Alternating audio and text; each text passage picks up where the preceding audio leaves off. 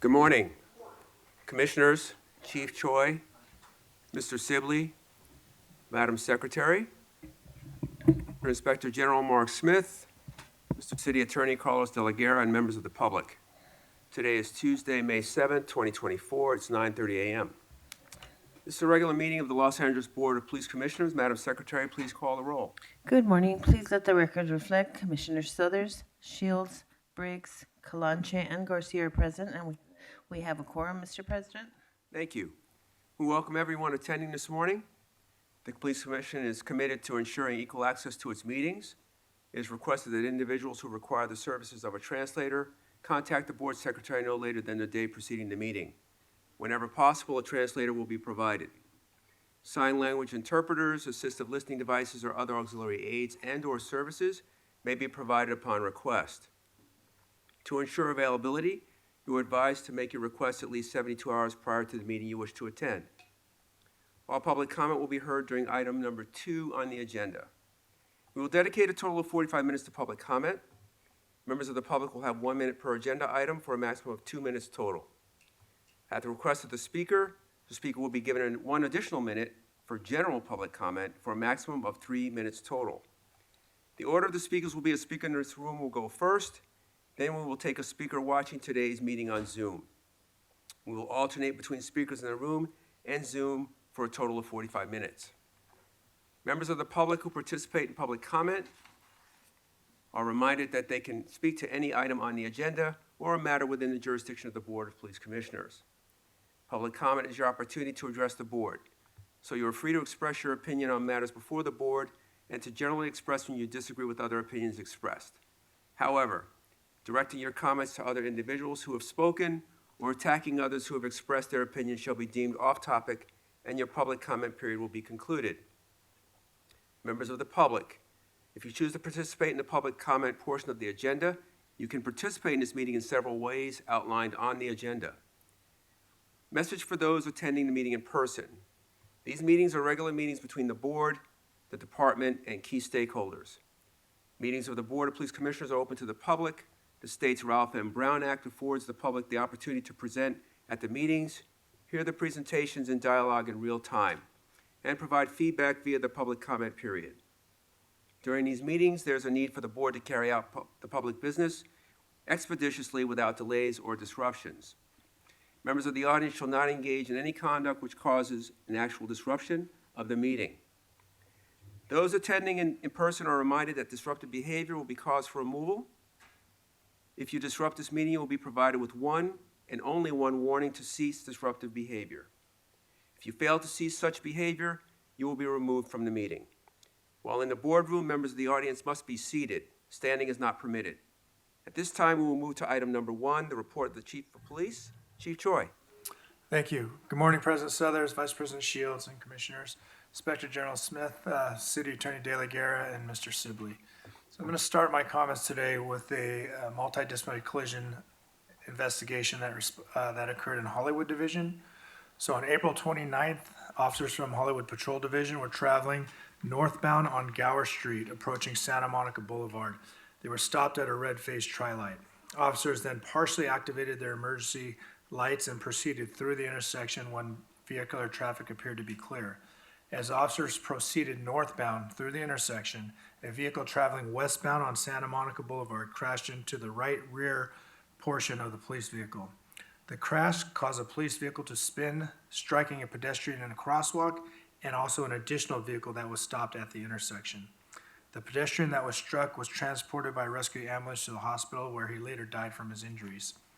In addition, the officers, as well as the persons in the primary vehicle, were all transported to various hospitals for complaint of injuries. Our MSIT team responded to the scene and are investigating the incident. We also had an officer-involved shooting in Olympic Division. So on May 2nd, at approximately 10:58 hours, Olympic Division uniform officers responded to a radio call at 422.5 South Gramercy Place to assist the Los Angeles County Department of Mental Health, who were attempting to place an individual named Yong Yang into custody pursuant to Section 5150 of the Welfare and Institutions Code.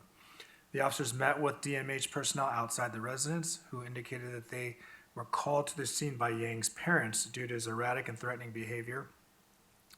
The officers were also advised that Yang did not live at the location and had attempted to assault one of the DMH employees when they attempted to speak with him. Based on their assessment, DMH determined Yang was a danger to others and advised the officers that they had already completed the necessary paperwork to place Yang on a 72-hour mental evaluation hold, where they were also informed that the Los Angeles County Department of Mental Health Rescue Ambulance was en route to their location to transport Yang to the Los Angeles General Medical Center. In their efforts to assist DMH personnel, the officers requested additional units, a supervisor, and notified the department's mental evaluation unit, known as MEU. Several attempts were made to communicate with Yang and encourage him to exit the residence. However, he refused. After formulating a plan and obtaining a key to the residence, the officers ascended a narrow staircase leading to the front door. The officers announced their presence and then utilized the key to open the front door. As they did so, Yang was observed standing in the living room several feet away, armed with a large kitchen knife. Moments later, Yang advanced towards the officers and an officer-involved shooting occurred. Yang was struck by gunfire. He dropped the knife and was taken into custody. Los Angeles Fire Department personnel responded to the scene and pronounced Yang deceased. No other community members or officers were injured during this incident. An 11-inch kitchen knife with a 6-inch blade was recovered at scene. Excuse me, Chief. Sir, in the blue shirt with the mask, allow the chief to make his comments. You're disrupting the meeting. This is your first warning. Please continue, Chief. Thank you. Force Investigation Division investigators responded to this scene and are investigating this incident. Moving on, I think we all know we had some protests and some activity at 2 universities. So, starting with UCLA. As witnessed on numerous college campuses across the United States, UCLA's campus had become the site of an encampment formed by pro-Palestinian protesters, specifically situated near Royce Hall on campus. During the course of the week, the encampment gradually expanded in size. In addition to the increasing number of protesters, a makeshift structure was erected around the encampment, seemingly intended to fortify and protect the area from a potential breach. On April 30th, during the evening hours, pro-Israeli counter-protesters arrived at the encampment, and multiple acts of violence occurred. Our department received a request for assistance from UCLA Campus Police and responded along with several other police agencies. Once the mutual aid resources were formed and coordinated, the groups were separated and order was restored on campus. There were no arrests made, no force was used by our department, LAPD, and no officers were injured. Due to the violence that took place, UCLA administration met with pro-Palestinian protesters and tried to reach a resolution and was met with negative results. So on May 1st, UCLA declared the encampment unlawful and announced it would clear the site and arrest those that remained for failing to disperse. A unified command post between the department, UCLA, Los Angeles County Sheriff's Department, as well as California Highway Patrol was established. A plan was devised to dismantle the encampment, and any protesters who refused to leave the area would be arrested for refusal to disperse. On May 2nd, the plan to dismantle the encampment began. Numerous dispersal orders were given with ample time for those to leave the area. LAPD resources were utilized as perimeter containment around the encampment to prevent additional persons from joining and disrupting the operation, while California Highway Patrol methodically dismantled the encampment barricade, and UCLA police arrested approximately 210 subjects for failing to disperse. Our department, along with the Los Angeles Sheriff's Department, facilitated arrests made by UCLA police for booking and processing, and no force was used by our department during this incident.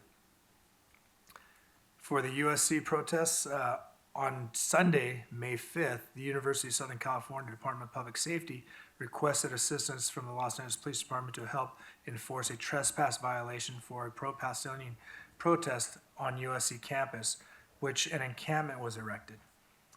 USC DPS deployed approximately 80 police officers to this event, and the LAPD resources were utilized as needed. At 4:25 hours in the morning, or 04:25, multiple orders were verbally given to the protesters to leave the area or they would be subject to arrest. Along with these orders, students that were engaged in the protests were advised of the university's code of conduct policies, risking penalties from sanctions up to expulsion. Again, LAPD resources were used as perimeter containment around the encampment to prevent additional persons from joining or providing support, while USC DPS spoke with the protesters to gain voluntary compliance. All protesters in this incident elected to leave the campus rather than being subject to arrest. There were no arrests made for trespass, there was no use of forces, and no injuries reported amongst officers or protesters. There was also an incident where our LAPD online website went down and had some difficulties. So on Friday, May 3rd, the department became aware that LAPD online, our webpage, was down. Our investigation determined that a denial of distributed services, or DDoS attack, was performed against our website. The DDoS attacks are designed to overwhelm websites by flooding them with excessive amounts of requests, causing disruptions to services and potential downtime. In light of the recent attacks, we want to assure the public that we take these threats seriously and are committed to safeguarding our online services. I want to remind everyone that the website should not or ever be a means to report an emergency. The website is mostly an information platform. The community should always call 911 in the event of an emergency. For 9 emergencies, you can contact the city's 311 as a valuable resource, or call our non-emergency line 1-877-ASK-LAPD. This recent event is not related to our recent phone outage issue. We are currently working with the FBI to address this DDoS attack. We also had, on May 1st, we became aware that Detective Stephanie Carrillo, assigned to our Force Investigation Division, had been charged with a misdemeanor for her involvement in a hit-and-run traffic collision that occurred last May. The department was aware of the ongoing criminal investigation and had Internal Affairs open our own internal administrative investigation into this conduct. The detective has been relieved of her police powers and assigned to home since the incident last May. The department will continue to fully cooperate with the Los Angeles County District Attorney's Office as criminal proceedings are carried out. And then on May 5th at approximately 5:15 p.m., we had an off-duty Level 1 Reserve officer who was assigned to our Gang and Narcotics Division was shot in the leg while putting gas into his vehicle in the city of Lakewood. It is believed that there was a drive-by shooting nearby and a stray bullet struck the officer in his leg. He was transported to a hospital and is in stable condition. This case is currently being investigated by Los Angeles County Sheriff's Department. The officer is expected to make a full recovery. I spoke to him this morning and he's in good spirits. No other community members or officers were injured during this incident. Now moving on to crime. Citywide crime for the week ending 5/4/24 compared to 2023.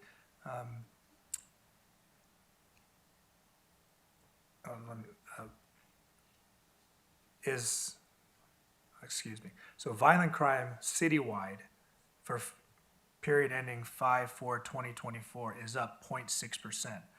Property crime is down 3.9%, and overall Part 1 crime is down 2.9%. Our violent crime arrests are up 0.5%, Part 1 crime arrests are up 6%, and all of our arrests are up 6.6%. We still have challenges in the area of our homicides. The city has experienced a year-to-date increase of 6.1%, or plus 6 homicides compared to 2023, but an overall decrease of 19.4%, or negative minus 25 homicides compared to 2022.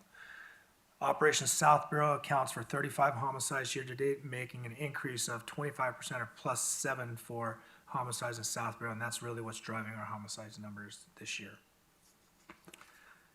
Our victim shot analysis, our victim shot continued to improve and lessen. Citywide, there have been 29 fewer victim shot compared to 2023, or minus 7.2%, and 99 fewer compared to 22, or a minus 21%.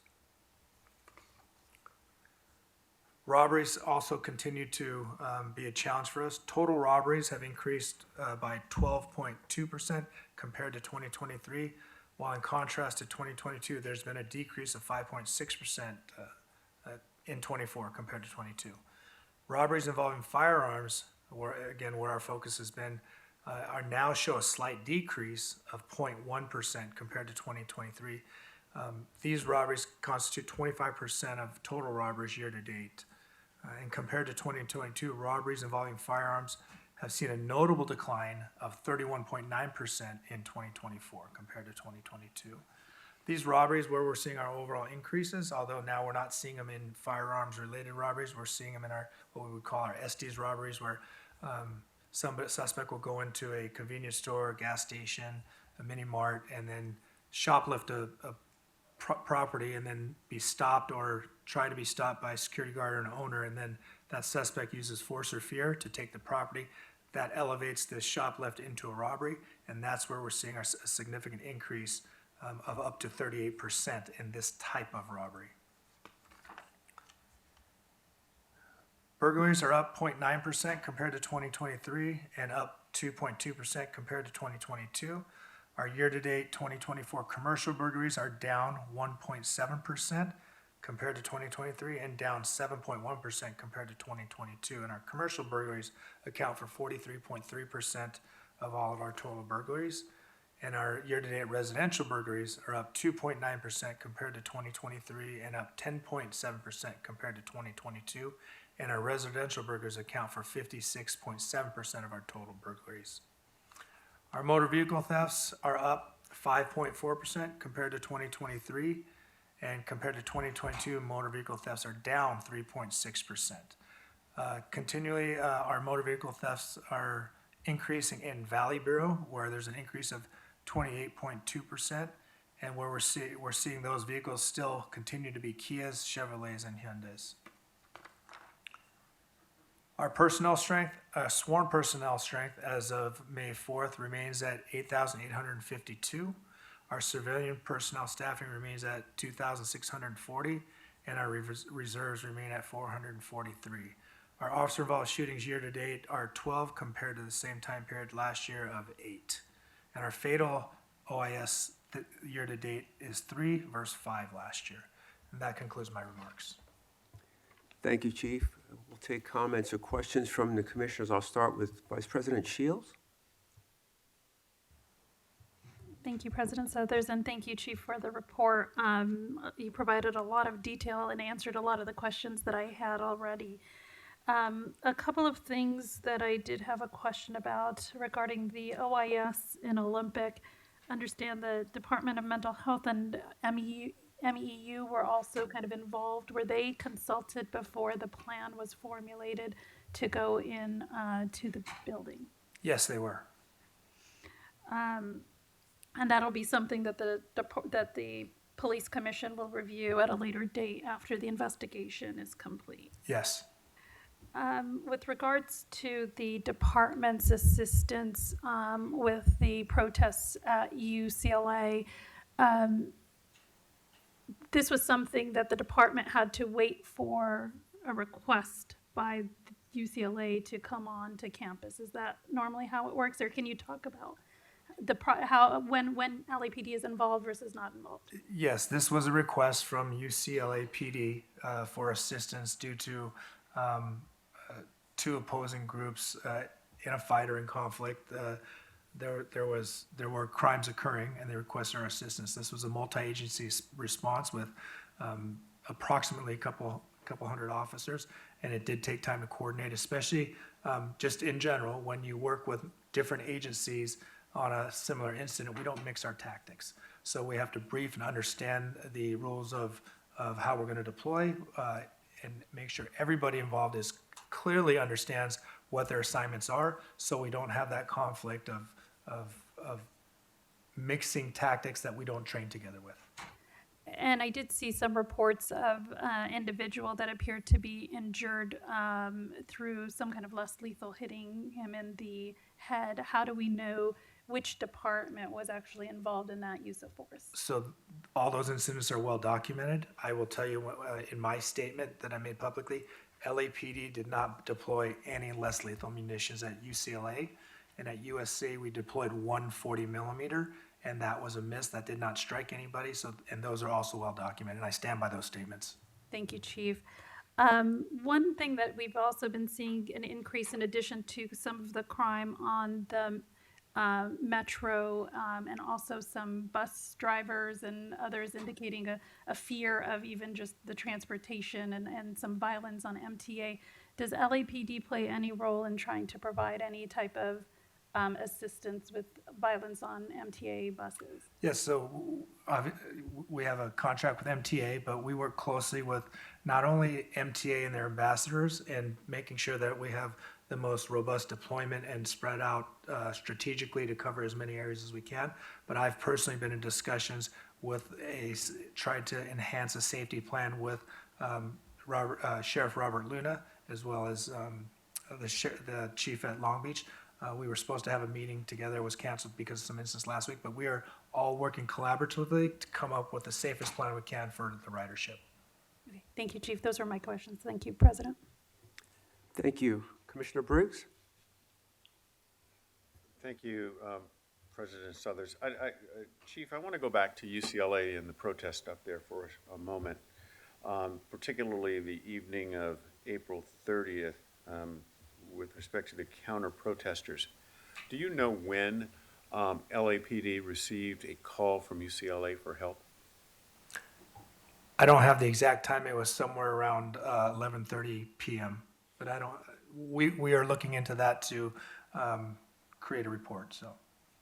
And after LAPD received a call from UCLA for assistance, how long did it take for LAPD to respond? That's still being looked into, so to my understanding, the first unit there was from West LA, and I think that was shortly after the call. And then we requested additional units once we got an assessment, and that's when the remainder units responded at scene. Now, from responding to the location to actually responding onto campus to address the issue, all those timelines are being worked out right now. Okay. And when the first unit responded to UCLA, were the UCLA police engaged at all in an attempt to protect the students or the protesters? I don't know exactly what their role was at that time, and that's one of the questions that I've asked for them to look into. Thank you. Another question, Chief. With respect to the LAPD website, what is its current status?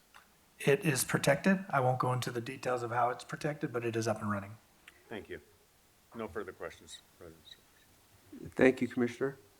Commissioner Garcia? Thank you, Chief. Regarding UCLA and just the campuses in general, what other departments responded with LAPD?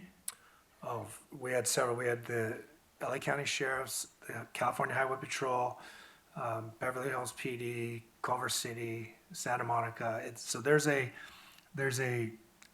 called an Area A that is set up with multiple agencies already identified as a mutual aid response group, and that's the group that responded. Thank you. And then what is the plan, or not what is, but can you share a little bit of what we're doing to prevent any disruption during the actual graduation ceremonies that are to come? Well, so at UCLA, so each campus is responsible for the safety and security of their students and their activities.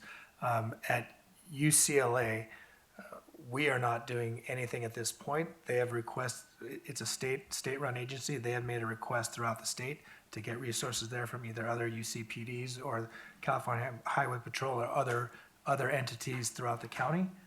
So that plan is being developed through UCPD, but I don't have detailed insight into that plan. Thank you. Thank you, Commissioner. Commissioner Kalanche? Thank you.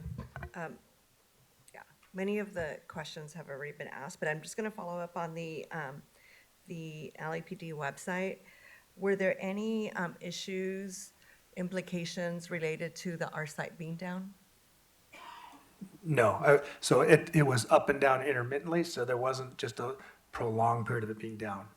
So this type of attack, it overwhelms with IP addresses of people or things trying to access it, so it overloads and it just shuts down. And then when that settles down, it comes right back up. So it was up and down, so it wasn't a prolonged, complete outage. Okay. But you haven't heard that there was any issues related to it? No, I have not gotten any reports of Okay. that. That's it. Thank you. Thank you. Chief, regarding your report on robberies and the increase, is there any more specificity with regards to either location or method of operation? Sure, give me 1 second. So I'll get in. So the following bureaus had increases in robberies with the firearm. So Central Bureau had a 16.4% increase in robberies with firearm. Within Central Bureau, Newton Division had 98 of those robberies. So that's, Newton Division is where we're seeing those shoplifts and robberies, shoplifts of retail small establishments that are turning into SDs when a security guard tries to stop them. Force or fear is used to take the property. So that's really where we're seeing the increase there. West Bureau had about a 13% increase, Valley Bureau had a 3%. So it's really, our focus is in Central Bureau, in the Newton area for those. Thank you, Chief. We'll now move on to agenda item number 2, public comment. Madam Secretary, please call the first speaker. The first speaker is Andrew Gravener.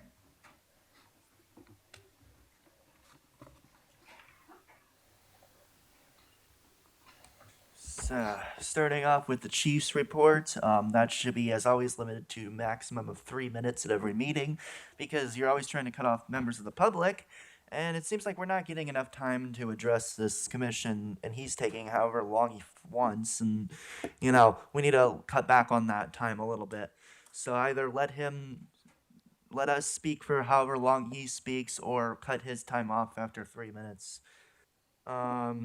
Let's see. I noticed he was very specifically sidestepping around a lot of stuff at UCLA.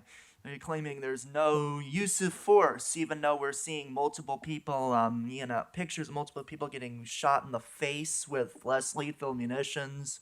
So I don't know if that was LAPD or someone else, but it seems like that should be mentioned. That there were numerous injuries at UCLA caused by the police, and that was all kind of ignored during the chief's report.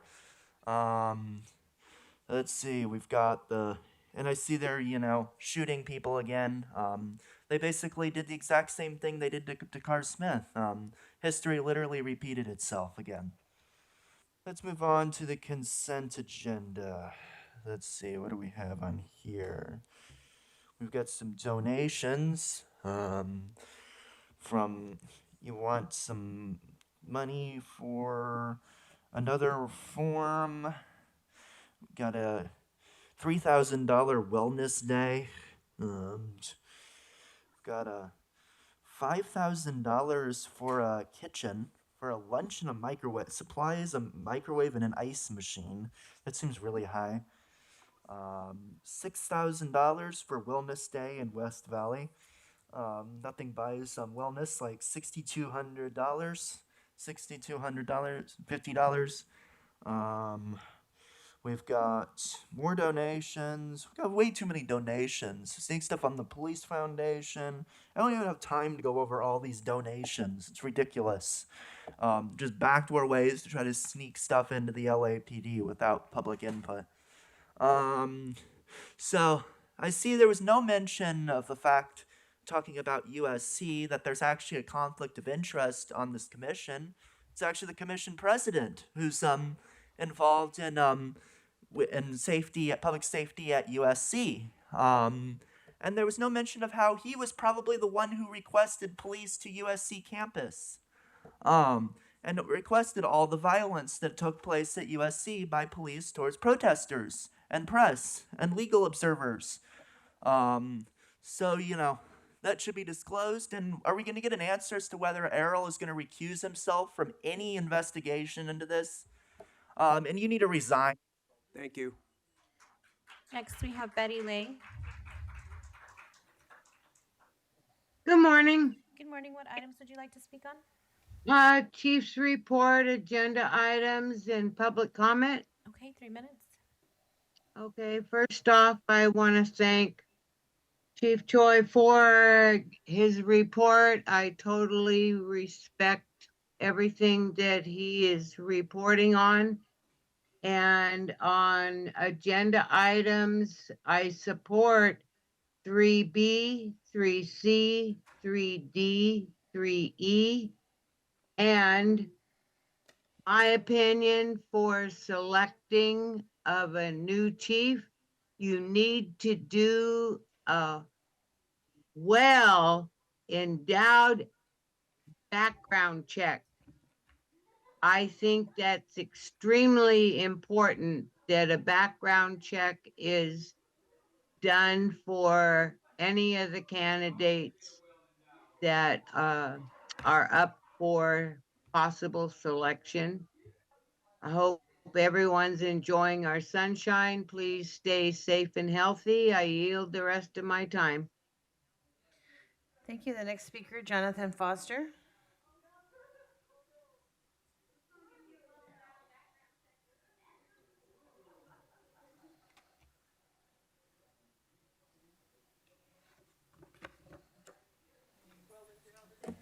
Hello, Jonathan Foster on the Knife OIS today and one in like the last 2 weeks. Where was the net gun? See, I saved 2 lives and you let 2 people die. So, starting off with, I've noticed that the Brigadometer is a junior. You're the number 2 crooked, satanic racist whore, just like Gavin Newsom. And I talked about how all these names supplied the fentanyl, and you did too. You're the killer. And I talked about the Catholic Church and the obelisks and how the Latino Catholic Bible is in Latin. These people are Latinized and they're used as slaves by the Catholic Church. That's what I talked about, how there's gangs and you can't prosecute the Catholic Church. And this place is run by the Catholic Church. And guess what? It has a parent. Guess who the parent is? Sancho Tina, the secret. Sancho Tina, the secret government, always once removed, right? It hides behind the facade of the Constitution of the United States of America, but what it is it's the ADL and the Jewish Federation of LA and like 5 more other Jewish organizations. They have a database of all or more of what the government has, but no one has access to this database except for Jews. And this is the dark government. This is the secret government. And Sancho Tina is the same thing. Look at his background. He's a usable, gullible fellow. Got to use him to do things they can't get done. The DACA in California is not the United States of America. It's a lie. They have their own law-breaking parents. The parents are child traffickers. And we should just bring the parents on here, Enrique and Tina, and get rid of all 5 of you and let Enrique and Tina decide all the laws here. This is going to destroy, and this destroyed many black communities. And you find out in Jerusalem, there's almost nobody black hanging out in Jerusalem. And that runs the United States of America. So I've talked a lot about Latino, Soberoff, Jews, Soberoff, Goldsmith, Decker, Saltzman, and across the street, the 2 Hans. Yeah. So I want to talk about Latinos as I close up. People I have no business being around, shouldn't be allowed to even speak to. And these are the nicest people in the LA. No beer, no pot, no tattoos, no gangs, no swearing. They're always at church. And when you talk to them, they talk about Jesus and they're reading the word. These are the nicest people to me. They have been so kind to me, these types of Latinos. Nice people. Nice people. Thank you. Next, we have caller ending 1264. Hello? Hi, what items would you like to speak on? All items. 3 minutes? Yes, Chief Troy, commissioners. We have a serious problem with the city. Obviously, it's a crime-ridden city, and it doesn't seem to be that people in my area seem to be doing anything about it, which is the Foothill Division. And they continue to allow this lawlessness to come into our residential areas and take them over. Obviously, you said there's an increase in burglaries. So why would you allow that? I don't know. We have people that are selling things, blocking our sidewalks on the public right-of-way. That is being allowed. But how do you know that that is not a conduit for illegal drug sales. That's what I believe, because the people that I see there seem to be involved in illegal activity. Because who else would go to something like that? Not a regular citizen from Los Angeles. And today I called the non-emergency dispatch to report this, and guess what? Well, we're not sending anybody out there. So I was denied service. Paying taxes, denied service. This is unacceptable. Last caller, last time on the last meeting that you had, said that the community policing needs to be investigated, and I agree. There's something that needs to be investigated there because our city doesn't look good. And there's a reason for it. It's because nothing is being done. What are they doing? And this has been going on for a long time. I mean, we just had a takeover on Laurel Canyon and Van Nuys Boulevard the other day. And that's not the first time. That's the fourth time that it's happened. So what are they doing? They're not even, they've abandoned the area. So obviously, and when you do that, criminality will increase. So we need to do something about it. Obviously, we're not getting our money's worth, and it needs to be investigated. We're going bankrupt. That's all for now. Thank you. Thank you. The next speaker, the Red Chief Hunt.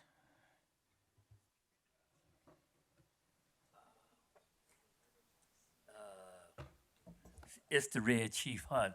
The smoking gun that's coming out of the South Bureau is that the detectives are selling fentanyl, cocaine, crystal meth right there on the corner of 54th and Western. I went up there, it looked like a goddamn train wreck. Called the station, tried to verify. I called the captain's office, area code 323-786-5000, no answer. Called the watch commander's office. Here's this number, area code 323-786-5409. No, answer, but couldn't correct. Called the lieutenant's office, nothing going. What is happening over there in the South Bureau? Is it just like Hollywood when they was raping the women up there in Hollywood? Why haven't nobody investigated it? See, this is what people are talking about. The crime statistics, that's why they're up, because they don't answer their phone.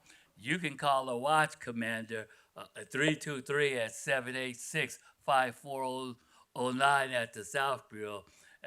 Hey, they might respond or they might not.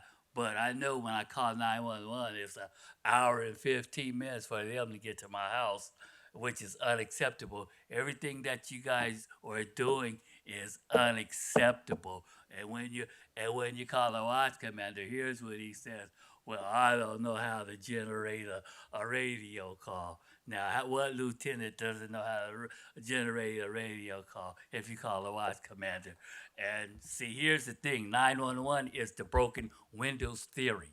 You know, you can call them, and they're all over the place, you know. They'll never know which one's going to get you there or which is going to come from southwest, southeast, or south north or whatever. That's the broken windows theory. So you don't want to use the 911 theory. You want to call directly to the watch commander and tell him, I'm holding you accountable. And they don't even want you to have the watch commander's number because you're part of the community. You know, anybody that's part of the community, they don't want you to have that number. And you guys is focusing on that bullshit, that First Amendment shit that you guys don't know nothing about. They got your ass in trouble 3 or 4 times fucking with me, you know, because you guys don't understand it. You guys are fighting somebody else's war. That's just like the United States will give all our money away. And then when we need help, we ain't got no money. Hey, everything is the broken windows. We're $467,000 short on the city's budget because you guys don't know what you're doing. If you guys put a dime tax on all alcohol and tobacco beverages, the city and the county might come up with $2.5 billion extra every year. You guys got the rocket scientists that don't know what they're doing. Red Chief, get me internal affairs because I'm looking to all this shit. Thank you. Next, we have Philip Tabby. All items, please. Okay, 3 minutes. Morale. What have you accomplished as interim chief of police to boost morale? It seems that nothing has improved and we the people are still not being listened to. How about the Blue Line flag? When will that be returned to our station lobbies? Speaking of our station lobbies, when will they be staffed again with people who can answer the phones? It doesn't have to be an officer, it could be a civilian. The public is very, very frustrated when contacting the police. I've heard on several occasions from my own community that they do not bother calling the police anymore because they sit on hold too long, and they also feel that the police will not respond.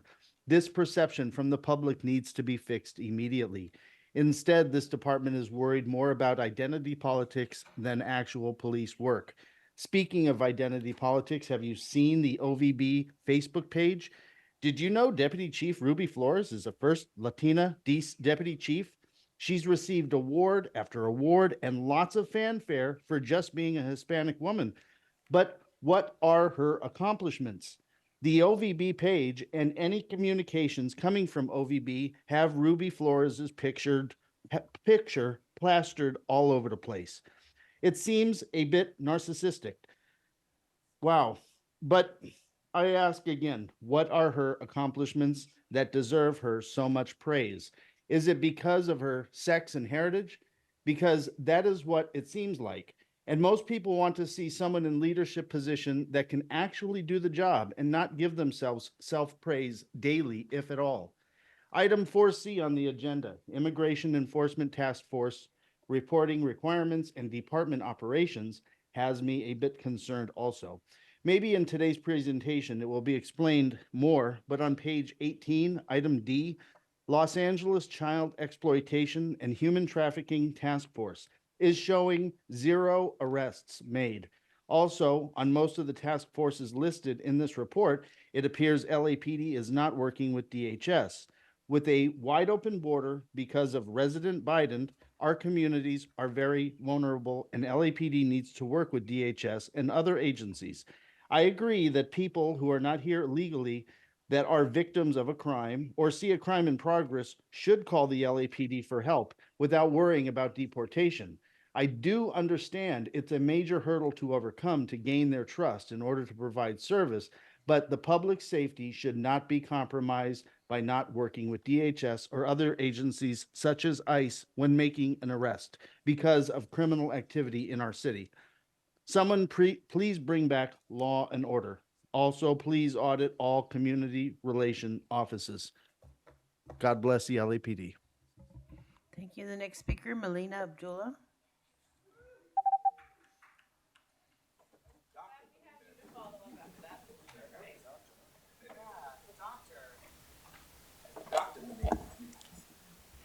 So my name is Melina Abdullah. I organize with Black Lives Matter Los Angeles. I'm also an alumna of USC. I'm a professor. But today I'm here as a Black Muslim mother who has been gravely impacted by the terrible rhetoric, so-called research, and policies of Errol Southers. Yesterday, my children were part of a student demonstration, peaceful, beautiful student demonstration in front of Hamilton High School, where they saw themselves in the faces of the children in Gaza who had been orphaned, who feared that, this genocide would continue, which has martyred tens of thousands of children just like them. They stood in front of the school and they said, "Free Palestine." They said, "Ceasefire now." They said, "Stop the genocide." And taking a cue from Errol Southers, who says that any form of protest and Muslims are general threats to the safety of this country, the school called the police on these children, traumatizing Black children, traumatizing one young boy who just had his father harassed the weekend before by LAPD, traumatizing my own daughter, who was moved from her former school to Hamilton High School precisely because police had been called in on her.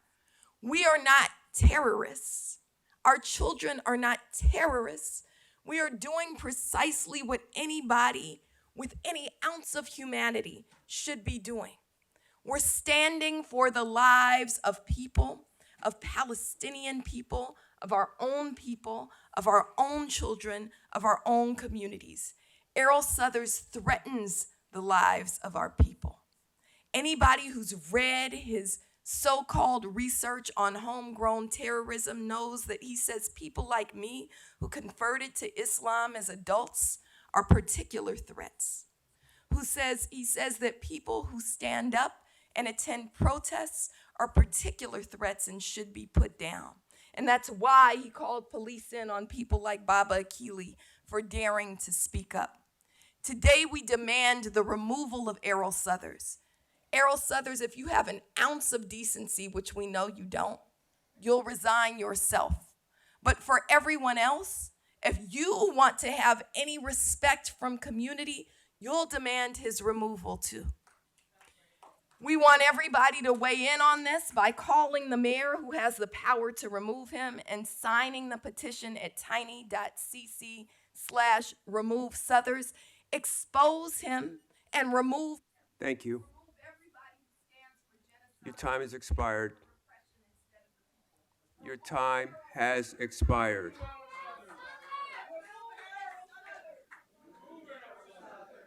Madam Secretary, please call the next speaker. Next, we have Steve Riley. Madam Secretary, please hold. Please call the next speaker.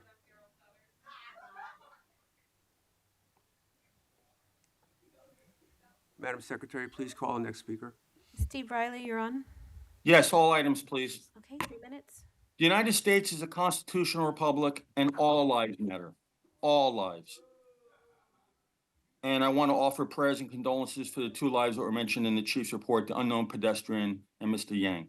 All loss of life is a tragedy. Sometimes it's avoidable, sometimes it is not. Sometimes it's preventable, and sometimes it's not. I want to also remind people of the murder of Myrna Souza on the subway. The chief in 2 reports in prior weeks did not mention the name. The name should be known and remembered. Also, the mayor's residence intrusion has been downplayed. Why were those two incidents not mentioned until asked about by the police commissioner? Because it makes us look like things are out of control in LA City. And things are out of control. You had MTA bus drivers on last Friday actually have a sick out. But why? Not for more wages or anything like that, because they're fearful. They're fearful for their lives and safety, and righteously so. How many times have I said, police commissioners, ride the subway, get on the bus, see what's going on for yourselves. Now, the city needs to turn around. Chief Choi, you really need to take some action. May 15th, National Police Memorial Day. Sir, that would be a great day to restore the blue line flag, to honor the officers present and past, living and deceased. May 15th. There should be some mention of it next week. May 15th, National Police Memorial Day. For education purposes, if we need to turn around this city, the book Turnaround by Chief Bratton. That's a good book to read. If you haven't read it, read it. A book to read also, Murdered by Mumia, that talks about the murder of Officer Danny Faulkner of Philadelphia. Please allow the speaker to finish his comments. That book should be read so we get the truth about what's going on. I am about reality, not ideology. You have people who are anti-police and throw out racist rhetoric. Why? Because that's a weapon that they can use to try to intimidate you. Do not be intimidated. Do not be intimidated by the mob that goes to that meeting and disrupts. They get their time. I get my time. Everybody gets their time. Please allow the speaker to finish his There comments. has never been an arrest for 403 PC, disrupting a public meeting, and it starts with you, police commissioners and police commission president. It starts with you. Enforce the law, the rule of law. You set the tone, and the tone goes throughout the department. I support the LAPD. The officers are making arrests. They're doing what they can under a system that doesn't support proactive policing. Gascon is not prosecuting crimes as they should be prosecuted. Please and you allow have the speaker to people finish his in comments. New York, Chicago, and Los Angeles that are running the show. God bless the LAPD. The next speaker, Greg Akili. It has both names, sir. All right, I'm Mike Keeley. And for over 50 years, I have fought to open doors so that black people and other people of colors could walk in. But black faces in high places will not save us. And so I want to start by saying that. I'm 3/4 of a century. And so I was with the grandparents of these students who protested an unjust war and fought for civil rights. I was with the parents as they fought against the anti-apartheid movement, as a part of the anti-apartheid movement. All of these protests that we have seen have been peaceful. It's only when the police come does it get violent. And you are intent on repressing people who have committed misdemeanors. These are misdemeanor trespassing. So the police and the message that one black face in a high place needs to be removed from is that we must repress and suppress those we don't agree with, those who raise questions, those who challenge us. All of those protests, and I have been on 3 campuses, and I teach at UCLA, and I taught my class from UCLA at the liberated zone. They were all peaceful. And your characterization of the people being, of the protests, they were attacked. So to characterize this as somehow 2 sides were violent, no, they were attacked. And what happened was the police added to that. And so Southers, your ideas, your concepts, your positions is what supports that. That's why you need to be resigned. That's why you need to be removed. Because that attitude, that understanding, that belief that if you repress those who don't agree with you, if you suppress those that don't agree with you, then somehow they'll go away. Look how long we have been here. And we will stay here. You need to resign. You need to be removed. Black faces in high places will not save us. Next, Thank we you. have Audit LA. Yes, hi. To the person who wants to know how to get to the police there faster, say you're from Scientology and they will be there quickly and you will not be disappointed in the results. That being said, I want to discuss what happened at the Blue Building over the weekend. On Sunday, the Northeast Division came and arrested one of the peaceful protesters. There's other protests going on in the city. For using a megaphone. They said that it was during a religious ceremony. There's no evidence of there being a religious ceremony at that time. It's a form of harassment. Then when they arrested him, there's been another person who's just not part of the protest, just all of a sudden, bring in an encampment, and that person defecated, masturbated, and was wielding a machete in front of everybody, including in front of somebody who is under 18. Police were, and then one of the protesters recognized this person as being his attacker, where he had staples in his head and lost a tooth. Police were called. They put this man in handcuffs, and found out there is a warrant against him. The man says, call Sergeant so-and-so. They call Sergeant so-and-so. Sergeant so-and-so shows up, and all of a sudden the handcuffs disappear and there's no warrant to be taken in, and he is not arrested for the assault on the protester. It is disgusting, discouraging, and it's with here and with the schools how you are suppressing and going after dissent and protest.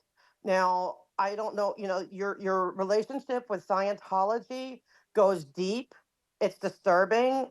We are begging the OIG to end it, to investigate it, to clear it out, to remove any officers involved in it, because there's been a lot of fake arrests that get thrown out. There's a lot of people there's people that should be arrested who are not. And, and then on top of it, I'm going to add Scientology with that Blue Building, they were able to get a hard closure for every sidewalk surrounding that gigantic campus. And I was told, I asked the officer, am I subject to arrest if I don't, because being disabled, if I do not cross over, because if I can't get through. And the officer said, yeah, technically, yes. So I went around the opposite, on the other side of each side of it, and it is not passable. I mean, it's not ADA compliant. The city is hard to navigate.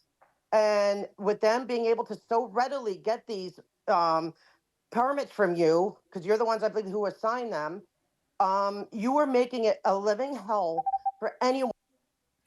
The next speaker, please, Paula Minor. Michael Williams. Vernine. Oh, Michael Williams is here. Thank you. Sped right past me.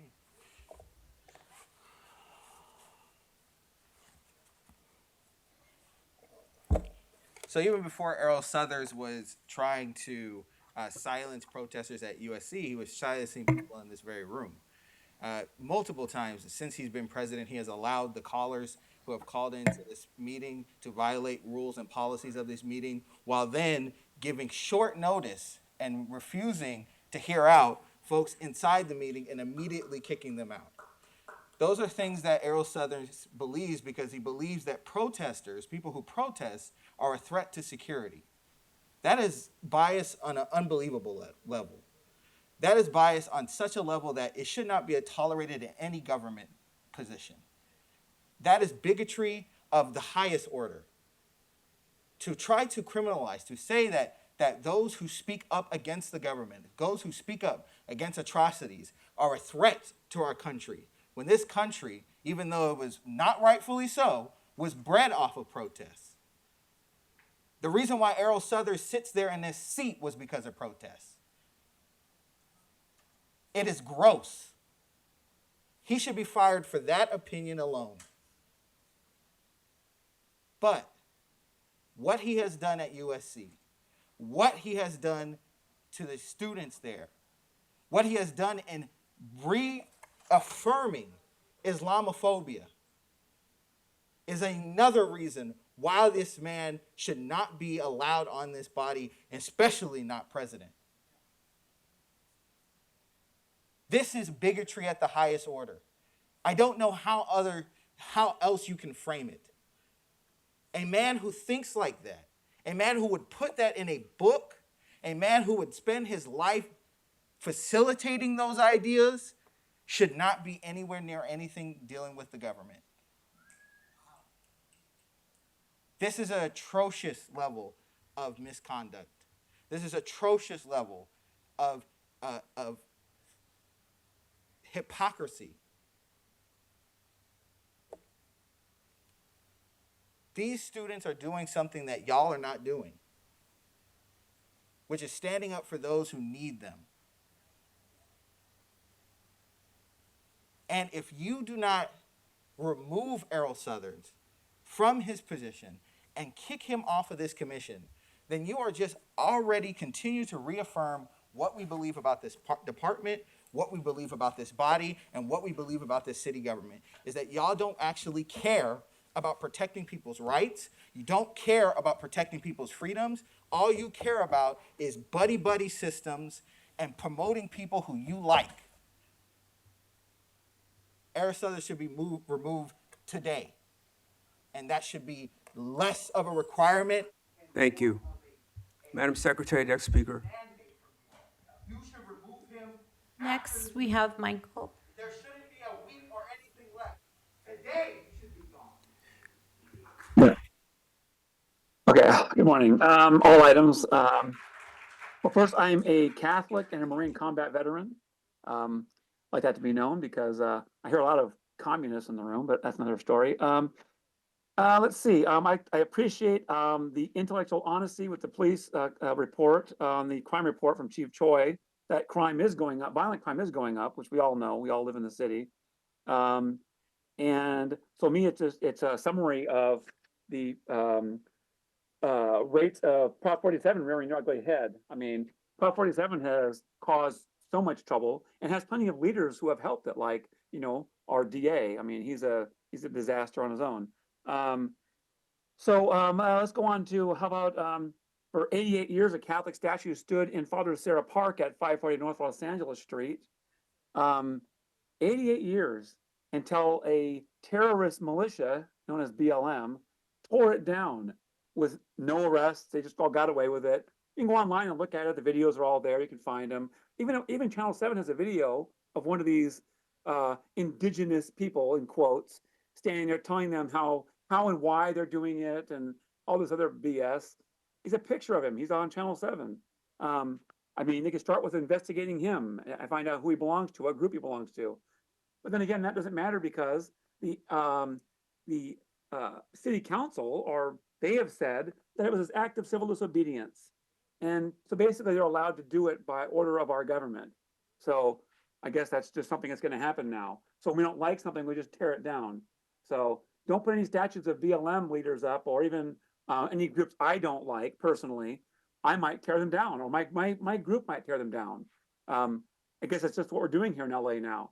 We're importing third world garbage countries to do what they want to do. So that's what we're seeing.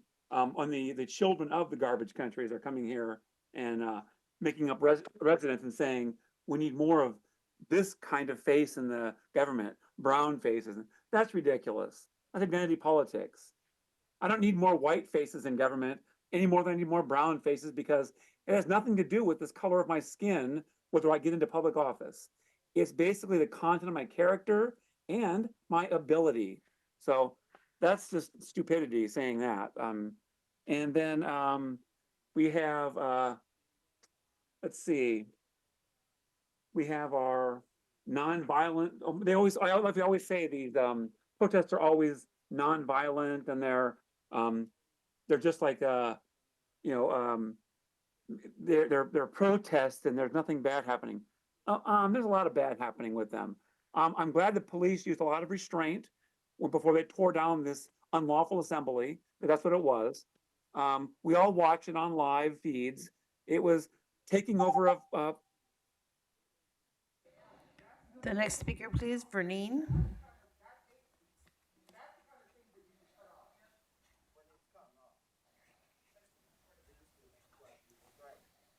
On all items. Thank you. This is supposed to be this is supposed to be a board of representing the people of Los Angeles. And it's very apparent to me that it's not. As far as our voices are being squashed in this city, and we are being brutalized in the street. For when we have opinions that we cannot raise and elevate, and to be beaten, shot, and to be restrained. And when we look at our universities, which should be higher learning for our kids to critically think, and when they do is what we have sent them to those schools to be able to do. And we sit and then we traumatize them and indicate to them that they are trespassing on a university that they have paid a tuition to be there. What I saw on television is an atrocity in this city. The fact that we brutalize children going to school, elevating a voice that as adults, we should be saying no genocide, ceasefire, and the way we're spending our money in this street. We have a genocide on our street that takes place every day by us having homeless people on the street that we don't care shit about. And it's an atrocity. But we sit here and we have faces that sit here that say that we represent the city of Los Angeles and represent my voice. You don't represent my voice. We shouldn't even be in this building. And to say about the building, when we have a thing off-site, we shouldn't be doing it in any private university or any private setting. Then we can say that we're trespassing to be able to elevate our voices to say what we disapprove what's going on in this commission. We have criminalized people's voices to be elevated in this city. And what I saw, the people that should have been arrested were let free. The people that should have been arrested, there was a 3-hour window. Okay? 3 for 4 hours. Because I watched that shit. They had black outfits on and white masks. Not a single one of them were arrested, and they came and brutalized those students. It was very evident, but there was no rescue for those students. No rescue. But the next day, we came and we shot bullets at innocent kids.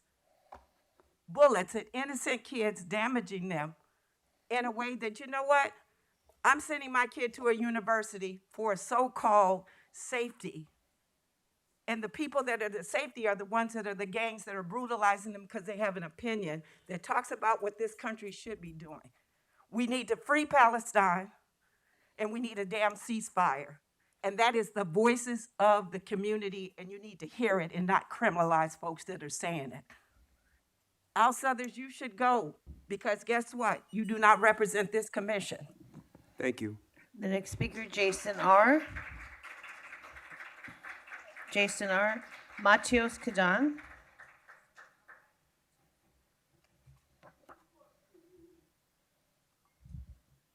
My name is Matias Kidan with the Stop LAPD Spying Coalition. I just want to uplift what Sister Vernine just brought up, and that is, on Tuesday night, LAPD, other police agencies allowed Zionists to just beat on, to brutalize, to hospitalize students.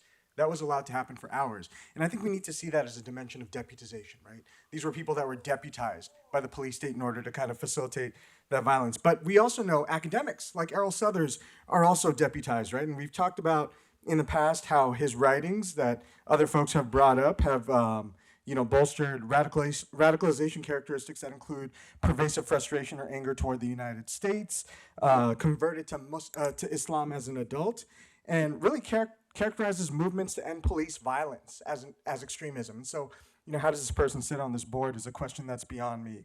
But this research, if we kind of zero in, I think one thing we need to uplift is never mind the overwhelming prevalence of white supremacist violence and anti-blackness, a history of violence that continues to this day. Southers chose for his focus to be research on extremism, hate, perpetuated by black people. Southers accuses black separatist extremists of racially based hatred, black supremacy, or black separatist ideologies to equate black people with segregationists, with white supremacists, removing any power analysis to justify extreme state violence against black people, sanitized and sophisticated by a black face in Southers. So for his research on homegrown extremism, he chose to experiment on black youth. He's called Malcolm X racist in his writings. He's venerated Israel's practice of racial profiling, admonished the United States' aversion to racial profiling. And so we have to ask, when looking at this body of work, why this fixation on demonizing black people?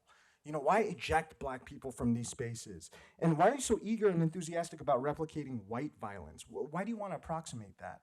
And so we look at this resume, we look at this body of work, and we have to ask, what is this resume if not a tapestry of insecurities? A collection of attempts to forego and stomp on the well-being of black people, black youth, while using your black identity to maybe help you feel accepted, legitimized by a violent white supremacist state, by the settler colonial apartheid state of so-called Israel. I'd be so ashamed and disgusted with myself if I were you. But I don't think you have the capacity for those feelings. And we see that happen. We see that manifest itself here. We see that manifest itself on USC's campus.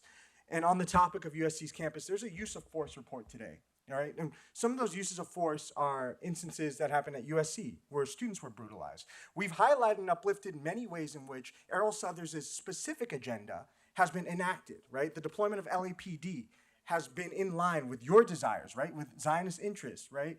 And so we ask ourselves, how do you, in an unbiased manner, determine these uses of force that you had a hand in deploying? You can't. It's illegitimate.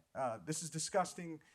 You should step down, but I don't think you have the wherewithal to do that. I just want to name how you are kind of a tool for white violence. Hamid Khan. Madam Secretary, I believe this is the last speaker. Hamid Khan.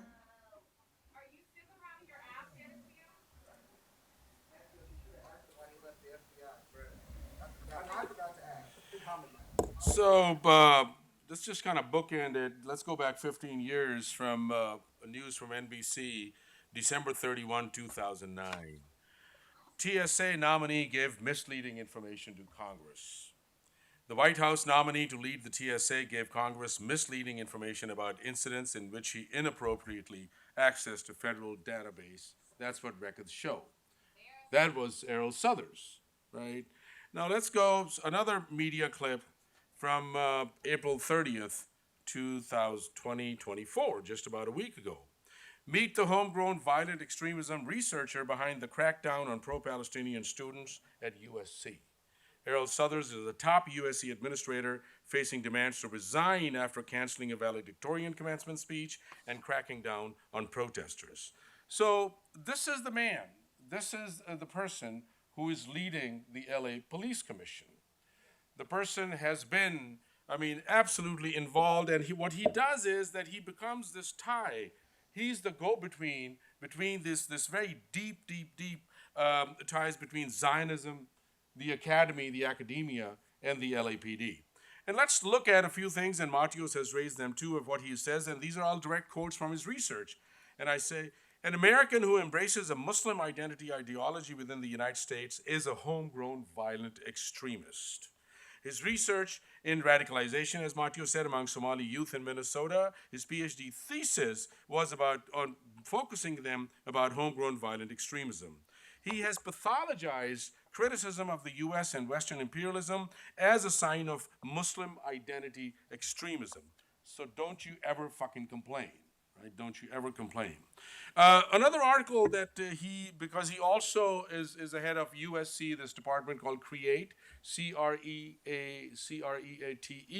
what you should look up as well, where he has massive amounts of this bullshit that he keeps on spitting out. Now, this is all to say that what we are seeing is that Souther heads, he's the highest ranking official at the LAPD, because we have to start looking at LAPD as a counterinsurgency force. This is not about public safety. This is about counterinsurgency operation of what occupying armies do. This is under the guise of community policing that these counterinsurgency operations happen. And what we saw at UCLA was exactly counterinsurgency operation, which was in coordination with him, in coordination with the administrators, in coordination with their Zionist overlords, and in coordination with white supremacists. I don't give a fuck what people say, this was all coordinated to create a condition where they had a free hand for 4 hours in brutalizing and traumatizing peaceful. Thank you. Your time has expired. We'll now move on to item agenda number 3, consent agenda items. Sir, your time has expired. Please move away from the microphone. This is your first move. You are disrupting the meeting. You are being removed. Move away from the podium. The Board of Commissioners cannot conduct an orderly meeting because people are still making noise and disrupting it. If this does not stop immediately, I will order the room cleared pursuant to California Government Code, Section 54957.9. You're being ordered from the room. You are being ordered from the room. Because the disruptions have not stopped, the board is unable to conduct an orderly meeting. I'm ordering the room cleared pursuant to Government Code 54957.9. Commission, we will step away until the room is clear. Commission meeting will resume. We will start with agenda item number 3, consent agenda items. We have 4, 3A through D. I don't see an E. Do we have an E? A through E. And I'd like to pull item D. Let me go across to see if there are any other items that commissioners would like to pull. Vice President Shields? No, thank you. Okay.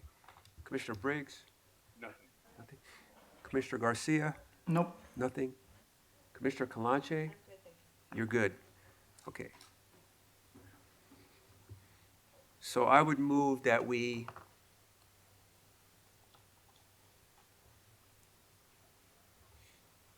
adopt the recommendation for board action on items 3A, B, C, and E. Is there a second? Second. Moved in second. All in favor, say aye. Aye. Motion carries. Moving on to item 3D, Department's report relative to donations, and my question is,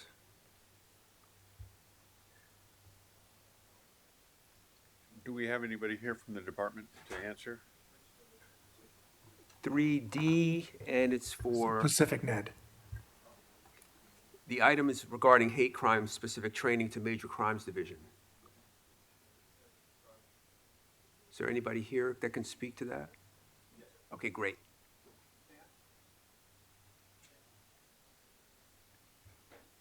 Thank you, sir. Thank you. Should be an easy question. Just wanted a little bit of specificity. I wanted to know who is providing the hate crime specific training to Major Crimes Division. Thank you. So there's different areas that we can go to. The Federal Bureau of Investigation does have a conference each year. We were unable to attend last year. Also, the ADL provides training, and a lot of this training is local. We would just have to pay for registration fees, but some of it does involve travel. So we're looking at different avenues where we can get hate crime training for our hate crime coordinator and co-coordinator, so that we can also do department training for officers when they're taking hate crime reports and doing the investigations. Okay. So we've got federal and some nonprofits that are providing the training. Correct, sir. Okay, great. Are there any other questions on this item from any of the other commissioners? Okay, well, thank you, sir. Thank you, sir. So I would move that we accept the recommendation for board action on item 3D. Is there a second? A second. Moved and seconded. All in favor, say aye. Aye. Motion carries. Let's move on to agenda item number 4, regular agenda items. Item A is Department Verbal Presentation and Discussion in recognition of Asian American and Pacific Islander Heritage Month. I believe we have Captain McIntyre, Lieutenant Wong, Lieutenant Aaron Burns-Johnson. Thank you all for being here this morning, Good morning, thank you. and the floor is yours.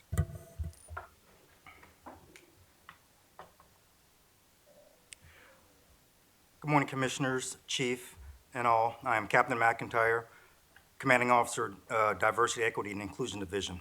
With me today, I have out of my office Lieutenant Aaron Burns-Johnson and Lieutenant Jenny Wong, President of the Law Enforcement Association of Asian Pacifics, also known as LEAP. Today, as we honor the contributions of our Asian American Pacific Islander AAPI colleagues, we will be presenting you with the background on AAPI Heritage Month, a brief history of AAPIs within the Los Angeles Police Department, notable firsts, representation within all ranks, hiring data, and LEAP initiatives. In 1977, a resolution was presented by the United States Representatives Frank Horton of New York and Norma Mineta of California to designate the first week in May as Asian Pacific Heritage Week. Two senators from Hawaii, Daniel Inouye and Spark Matsunaga, later introduced legislation echoing the call to commemorate and celebrate AAPI heritage. In 1978, President Jimmy Carter signed Asian Pacific Heritage Week into law as an annual event, and the first AAPI celebration took place in 1979. In 1992, President George H.W. Bush expanded the celebration to include the entire month of May, changing it from Asian Pacific Heritage Week to Asian Pacific American Heritage Month. On April 30th, 2024, President Joe Biden made a proclamation and declared the month of May as Asian American, Native Hawaiian, and Pacific Islanders Heritage Month. The purpose of this month is to celebrate and honor the many contributions the AAPI community has made to society and mark their place in American history. Now we'll turn it over to Lieutenant Wong. Good morning, Commissioners. Good morning, Commissioners, Chief, Inspector. From the time of formation in 1869, the Los Angeles Police Department would see 44 years go by before anyone of AAPI descent would be hired onto the force. In those intervening years, xenophobia was prevalent and acts of racism against Asian immigrants were common. Anti-immigrant sentiments across the nation gave rise to ethnic enclaves where immigrants could live, work, and conduct business. One such enclave, Chinatown, was established in Los Angeles, California.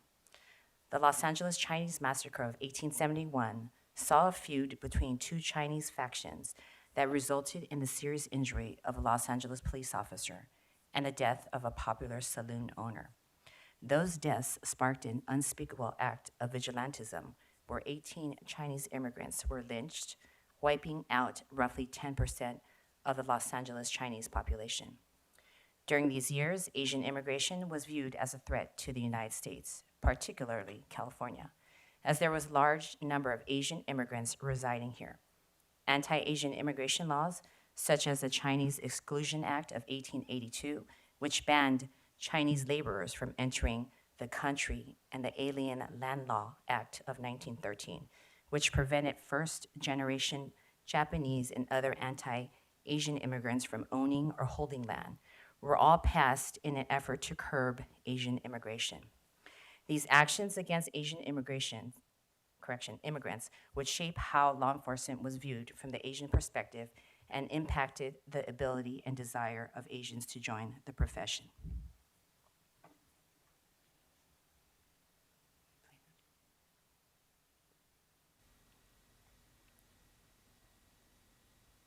This is a video of the first policeman, Lung Yep, with the Los Angeles Police Department. In 1913, 42 years after the Chinese massacre and the same year the Alien Land Law Act was passed, Los Angeles Police Chief Charles Sebastian was looking to diversify the officer rank of the department. He hired Lung Yep, a Chinese businessman, as the first AAPI policeman. This was done after Chief Sebastian identified a need to have a native speaker on the force following an investigation of Chinatown. After Chief Sebastian's tenure, the department marked several firsts for AAPI. Between 1960 and 1968, the first AAPI reserve officer, sergeant, policewoman, and metro officer were working within the ranks of the police department.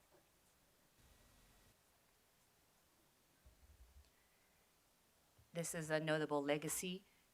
This is retired Lieutenant Russ Wong. He is the great-grandson of first policeman Lung Yep. He retired in 2012. The year 1968 marked a dark moment in history on the department when the first AAPI officer, Frank Murakami, was killed in the line of duty. On September 9, 1968, Officer Murakami was working his first call of the day on just his second day out of the academy. He and his partner responded to a disturbance call. Officer Murakami was struck in the head by gunfire from the suspect as he crossed in front of a window. He later succumbed to his injuries at the hospital. He was survived by his wife and son. He was only 23 years old. And also notable recognition is that Frank Murakami's grandson is an officer with the LAPD today. In 1971, Trailblazer Joyce Cano, who was the first AAPI policewoman hired onto the department, made department history once again as she was promoted to detective, making her the first AAPI to do so. It should be noted that we had the pleasure and honor of meeting Ms. Joyce Cano in March of 2023, when she appeared before the BOPC Women's History Month presentation. She was later presented with a certificate of recognition by now retired Chief Michael Moore, commemorating her place in department history. Here are a few notable firsts, from the first AAPI policeman Lung Yep to our current police chief Dominic Choi. AAPI sworn and civilian personnel have honorably served and helped shape the department into what it is today. Although we won't name all the honorable firsts, here are some notable interests.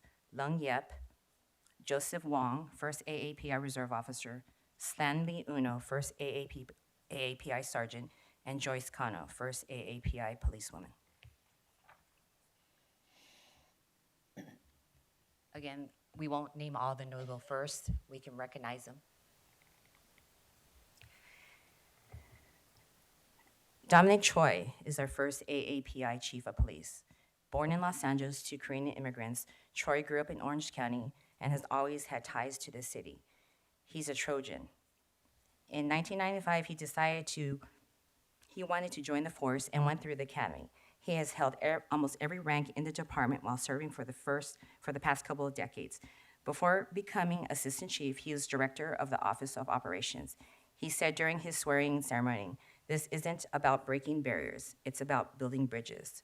While he's proud of his heritage, he wants to promote communities coming together. Thank you, Chief, for your dedication and leadership to the AAPI community and the women and men of the Los Angeles Police Department. And now I'll turn it over to Lieutenant Burns. Good morning, Commissioners. Good morning, Chief. So this chart here, as of deployment period 4, and this was dated April 30th, 2024, there are a total of 8,815 sworn personnel in the department. Of that number, 950, or 11%, are AAPI. AAPI represents 16% of the captain and above ranks and 11% of the lieutenant and below ranks. The department prides itself on mirroring the communities it serves. 2023 census data for the city of Los Angeles shows that Asian and Pacific Islanders collectively represent approximately 12%, of the population in the city of Los Angeles. The department is just shy of the 12% AAPI demographic of the city. This slide here shows the hiring of AAPI over the last 5 years with percentage changes, whether positive or negative. Note that 2024 is year-to-date. The year 2020 saw the biggest decrease over the 5-year period, and we can only assume the pandemic, subsequent hiring freeze, and anti-police sentiments during that time contributed to those reduced numbers. However, you can see that in 2020 we were flat, and in 2023 we saw an increase from 2022. The second slide here shows some of the recruitment material that are used by Recruitment and Employment Division, where AAPI are prominently represented. These are typically distributed in the forms of flyers, social media posts, videos, and other electronic mediums.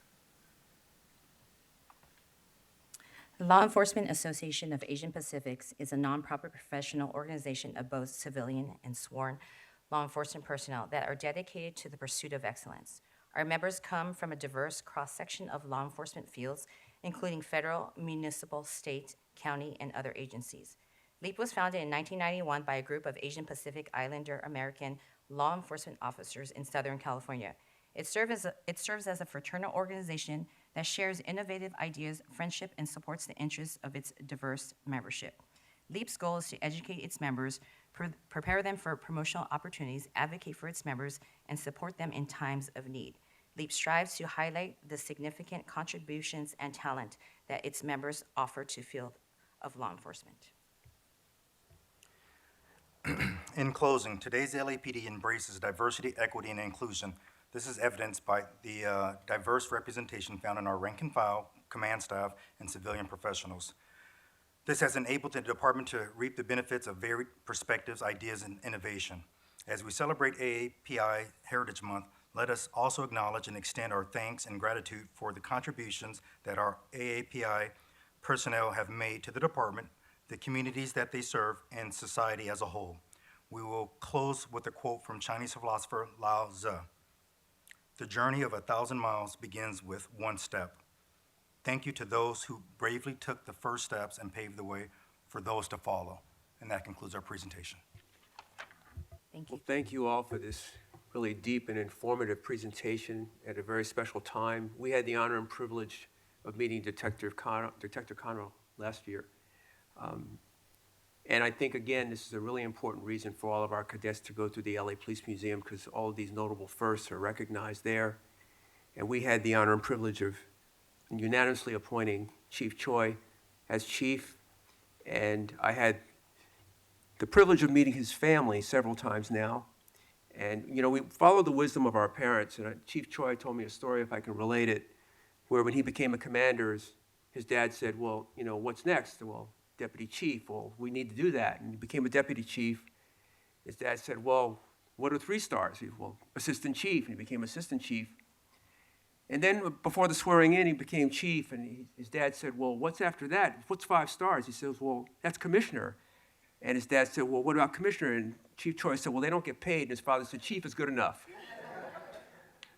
So with that, I want to thank you for this presentation. And again, I think this is very important that we recognize the first, but we know they won't be the last. And thank you for sharing this, and I'll defer to Vice President Shields for her comments. Thank you. Thank you for the wonderful presentation. It's so great to see kind of some of the firsts and also to see the legacy that they leave behind. That is very moving and touching. And I really appreciate this. And also, I don't like, being, driven by statistics in any way. We look at every individual as their individual contributions to the department. But one thing that did kind of strike me in the numbers is that it looks like we have a very, very small number of female AAPI officers and only 2 captains and above. And so I'm wondering whether there's any, and I saw that there's, a push for having more kind of diverse advertising in our recruitment process, but have we identified any potential barriers to entry or other things that we can be doing to attract more female AAPI officers and also make sure that they are advancing and not being held back by any stereotypes or perceptions of what a leader is. I'll open that up if anyone has any kind of thoughts or where we should focus on in the future. We definitely work with Red and Captain Patillo and have monthly meetings to address any concerns and how we can help and assist with trying to recruit just a diverse workforce. And so I haven't heard of anything in particular that's, preventing them from applying to the department, but we continue to collaborate with the captain at recruitment to identify any issues. If I can add something to that. So for AAPI women specifically, I've seen over the years, now we may be, I won't say underrepresented, but there's low numbers in the command officer ranks. I will say that what we've seen is a dispersal of that demographic into more of our specialized sections from air support to canine to bombs, where historically we haven't seen that. So I don't know if these are personal decisions not to promote because they got some incredibly great jobs, but we are seeing that diversity expand through the organization, which I'm happy to see. And then we have one that's right here that's going to be promoting as well. So. If I can add, I was just going to say, to add to what Chief Choi just mentioned, I did have the opportunity to meet 2 AAPI incredible female officers that are in air support, pilot, and the mounted unit. And they tend to stay in those positions for a really long time because those are very important positions and coveted positions. So I think to your point, Chief Choi, that they're in these specialized units that are incredibly important. I really feel that every person on this department needs to take a little bit ownership, and we need to mentor each other. And that's the only way that we will promote within the ranks, whether it's a commander, captain. I myself am an advocate for promoting, helping others promote, prep them for seminars. So I think it's the responsibility for the organization and individuals to really just reach out to everybody and help them and mentor them. Thank you. Yeah, and I think as long as the messaging is that everyone has the same opportunity to promote and everyone should not feel that they're held back in any way, I think that's the right messaging to be sending. So thank you all for your great work. Okay. Thank you. Commissioner Briggs. Thank you. Thank you for a wonderful presentation. I've been a firm believer since I've served on the commission and have had the honor of being with the department now since 2020, of the department actually reflecting the community that it serves. And I think that the work that you're doing to increase the representation of members of the AAIP community is necessary. Because it helps with the overall cultural diversity of the community, Los Angeles in general. And the work that's being done is just too important to fall back or allow the numbers to fall back. So what I would like to see going forward is an increase in the ranks above captain and have that reflected as well. And that's across the department. I'm not just talking singling out, one cultural group or another, but I want to see that across the department. I think we're making strides, and I commend you for, the work that's been done here, and thank you very much for the presentation today. Thank you. Commissioner Calanche? Okay. Commissioner Garcia? Thank you for the presentation, and then also thank you for the good work that LEAP is doing and the advocacy. And yes, there should be opportunities, and I also believe that there should be balanced, or this should include advocacy and the mentorship. And I'm a huge believer in the mentorship. So thank you for that. Thank you. And again, thank you for this presentation this morning. Very extremely important and informative, and keep up the good work. Thank you. We'll now move on to agenda item 4B, Department's report relative to the 2023 use of force year-end review.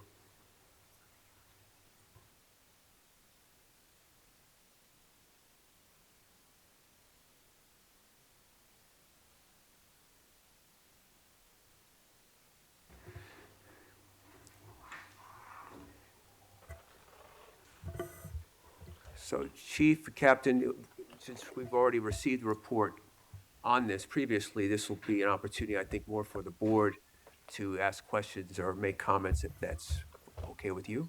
Absolutely. Good morning. Okay. Good morning, Commission. Thank you. Captain Pluggy from Critical Incident Review Division. Chief Rena, Training Bureau. If it's okay, Commissioner, I wanted to start by answering some questions that Commissioner Briggs had last time. Of course. Thank you. So to address ABLE first, Commissioner Briggs, as you know, we received a $1 million grant to have the active bystandership for law enforcement training. The training began in the summer of 2023.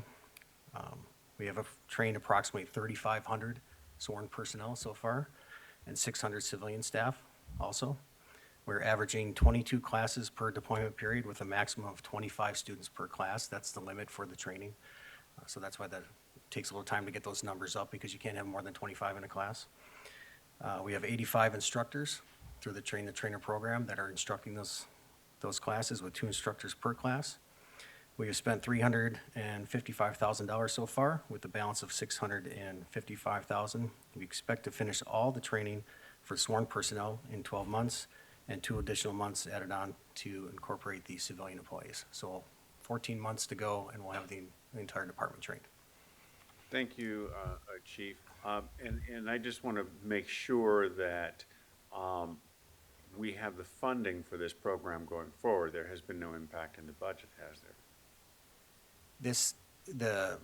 The training budget does not include ABLE after this has been completed.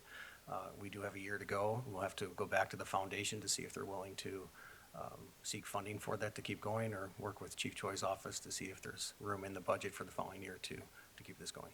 Great. Thank you very much. And also, there's questions you had, Commissioner Briggs, regarding the department's efforts to de-escalate situations, our training and other tools that can be used in situations when individuals are armed with weapons other than firearms. So besides the tools, I think it's there's a lot that goes on within the training world. So I just like, if you could appease me for a couple minutes, go through everything that we're doing. So to answer the immediate question, our intermediate force option, other tools that are used for these situations would be our taser, our beanbag, our 40 millimeter less lethal launcher, baton, OC spray. Certain specialized units such as SWAT possess other tools such as pinning poles and different SAGE baton rounds, different tools that they have at their disposal for certain situations in these that they can use in these situations. Other de-escalation tactics and resources. Obviously, the patrol acronym is used in any patrol acronym, which is the planning, assessment, training, redeployment, other resources, and lines of communication. That is used for all tactical situations by all personnel. And it is critiqued in any non-categorical use of force and categorical use of force, whether or not they implemented the patrol acronym and how they abided by that during that situation. We have our MEU resources. We have our crisis negotiation teams with SWAT. We also have our tactical disengagement policy, which in certain situations, when you have, for example, a suicidal subject, maybe in his own home, no one else is a threat. Statistically, we've seen across the country when officers move into those situations to try to take the person into custody, to, in a sense, put them on a hold or get them the help they need, ends up being into some type of force. So depending on the circumstances and with the concurrence of MEU and SWAT, officers can tactically disengage from those situations and regroup and come back at a later time or try to get other resources to handle that. We also do our roll call training and our learning management system with all different policies and procedures. As you're aware, Senate Bill 230 for the state of California was a requirement to include de-escalation in all use of force training. When that bill was passed, LAPD had already had de-escalation in their training. However, we went through and audited all our use of force training to make sure there's some type of de-escalation component or module in each of those trainings. So all courses that involve use of force for the LAPD include some type of de-escalation component. Some of those courses that we have, for example, are our MHIT, which is our mental health intervention training, our critical thinking force options training, our police science and leadership includes MHIT. That's where we bring back the probationary officers at their end of their year for in a sense, a debrief type training where they go through tactics and they also go through the MHIT training at that time. So they're receiving the MHIT training before they come off probation. So through attrition, eventually everyone will have that MHIT training on the department. Our law enforcement tactical application course, which we put on twice a deployment period, our de-escalation lab, which is grant-funded training that we have at our Legion Park Academy, is all about de-escalation, is all about certain scenarios and situations where they're trying to de-escalate that and not have to use or resort to lethal force. Our mobile field force training, which is ongoing, we're up to 9 classes per deployment period now. That has a de-escalation component in there. Our virtual reality is we're training 6 times a deployment period with virtual reality. So far, since implementing our training with the virtual reality system, we've trained 1,500 officers. We have a new 8-hour course that was post-certified. And as we round through, all department personnel will be required to go through that 8-hour course. And throughout that 8-hour course in the virtual reality system is all about de-escalation in different scenarios. Our LAPD University includes modules that have de-escalation. We have a new crisis negotiation course that was designed by SWAT. It just came online. SWAT, it's open to all personnel. We will be scheduling personnel to attend that. The class is 1 time per DP to start, and so far there's been 98 officers who have attended that. So that is crisis negotiation for those first line responders, those P2s and P3s who show up at the scene first to learn the skills and have the knowledge to be able to start that negotiation with someone in that standoff situation or someone who may be suffering from some type of mental illness situation. We have our new less lethal recertification, which begins in June. That's part of the after action report. So all department personnel will come through, half the department 1 year, half the department the following year, where they have to be, in a sense, recertified on the 40 millimeter and the beanbag. But during that course, they'll go over the new law, any new policies, any changes, manipulations, when you can use it, and there's a de-escalation component discussed as they're recertifying for that. And then we have our less lethal cadres. That was part of the after action. There's 170 members of those cadres now that have additional training in the use of less lethal. And in that, they also have a de-escalation component. In addition, for the state of California, for our post-standard continuing post-training and our perishable skills, we have to have 24 hours of continuing training in a 2-year period. 18 of those hours have to be our perishable skills. Use of force, arrested control, and firearms, all 4 hours each for a total of 12 hours, have de-escalation in that. So there's mandated training that the officers have to go through in that 2-year period. That includes de-escalation. We are updating our training bulletin on weapons other than firearms, which will be published in a couple of weeks to be in line with our new use of force policy. And that bulletin basically goes over the patrol acronym I spoke about earlier. In addition, all schools such as field training officers, supervisor school, watch commander school include a de-escalation component, as well as a command and control module. And it's important for command and control in that we need those frontline leadership, whether it's a P3 or it's a new sergeant, to understand that they have to take control of that situation, they have to take command of that situation, have that oversight, and have that direction to I call it slowing the train. Slow that down, that situation down as quickly as you can, and let's put a plan together to how we're going to deal with that situation. As you know, our new use of force policy in August came in August of 2023, which added the line, if a threat is not immediately addressed, there's an articulable risk that the incident could escalate to the use of deadly force. This change in our use of force policy was critical and allows officers the ability to utilize intermediate force options to de-escalate situations, particularly when the suspect is armed with a weapon other than a firearm and is refusing to comply. So it allows that officer the ability to use that intermediate force option as a de-escalation tool when you have someone who may be armed with a weapon standing in the middle of the intersection, but not necessarily wanting to charge at the officers. Before, what we would see is having these standoffs, in a sense, for a prolonged period of time, and then all of a sudden the subject would take action towards officers, and we'd end up in an officer-involved shooting. This allows them to, as they progress up that scale, to use that as a de-escalation tool to try to mitigate that situation before it could potentially rise to the use of deadly force. In addition, the change in our policy relates to utilizing intermediate force options on self-mutilating suspects. So we found before you have an individual in crisis who's self-mutilating, and officers are using less lethal options to try to mitigate that or stop that action, but they're in a position maybe too close to the situation, and then that person then becomes agitated because of the option that they used, and then an officer-involved shooting occurs. So that policy change is you shall not use the less lethal option, and I'm just summarizing, unless the use of that option would not place the officers in a position that would escalate the situation to the use of lethal force. If they choose that option, they must be cognizant of distance and cover.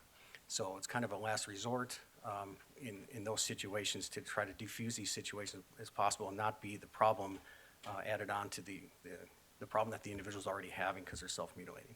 So I believe the combination of the accessible tools to our patrol officers and our personnel, our robust training plan with a variety of courses, which include the critical thinking component of de-escalation, is an incredible effort by our department to decrease the potential use of lethal force during encounters with individuals armed with weapons other than firearms. So as you can see, there's lots of training going on within the department, lots of courses, and anything, again, that has to do with use of force has that de-escalation component added in. And I think the most in my opinion, the class that really has taken off for us is the critical thinking force option course that was designed by our instructors for those situations when you have that individual who's armed with the knife or some type of edge weapon, and teaching those officers how to let it work was the concept of how to de-escalate, how to use those tools, the intermediate force options first, how to have that cover and distance so we don't end up in that situation where the subject immediately runs towards us and now we have that officer-involved shooting. So I think that's a really critical course for us that we're training our personnel on. Thank you, Chief. And look, I do commend the department on all the training that the officers are currently receiving around this topic. And I do have high hopes for the critical thinking course as well as the virtual reality course, because I think this will help officers in general, particularly patrol officers, to go out and have a new tool in which to help them de-escalate situations. I still have concerns surrounding this issue, however. And it was illustrated most recently, the chief just gave us a report today about an officer-involved shooting that involved a suspect with a knife. And that individual had some mental health issues.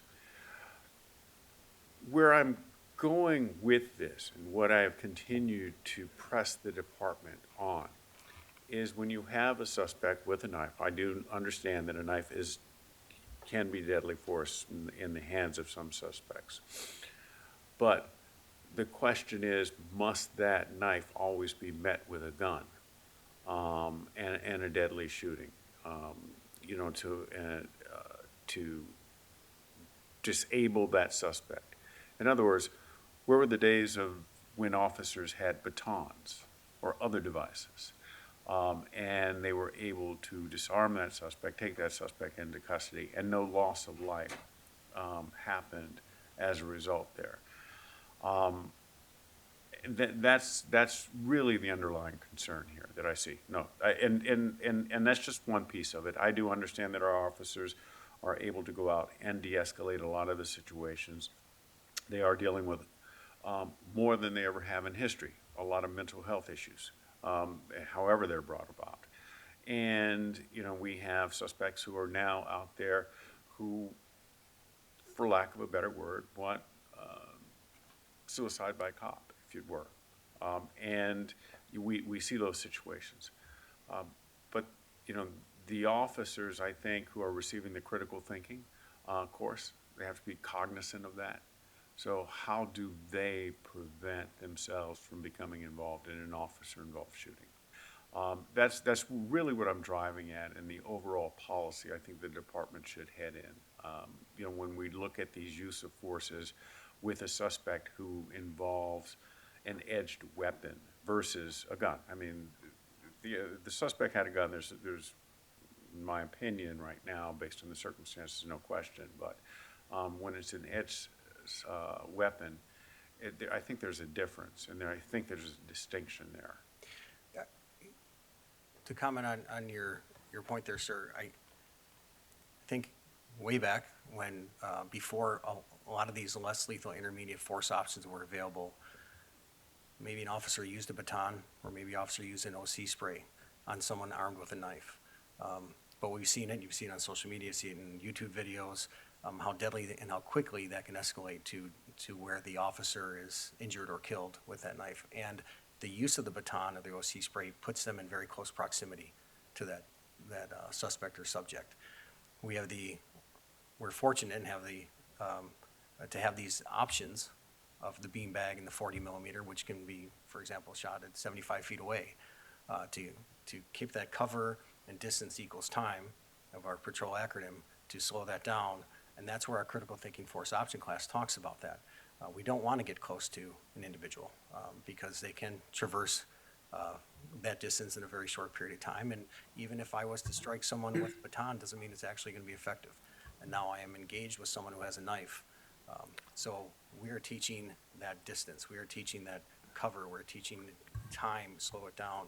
And that's where the de-escalation components come in of being far as away as possible, coming up with that plan, communicating that plan, and then taking action that's appropriate.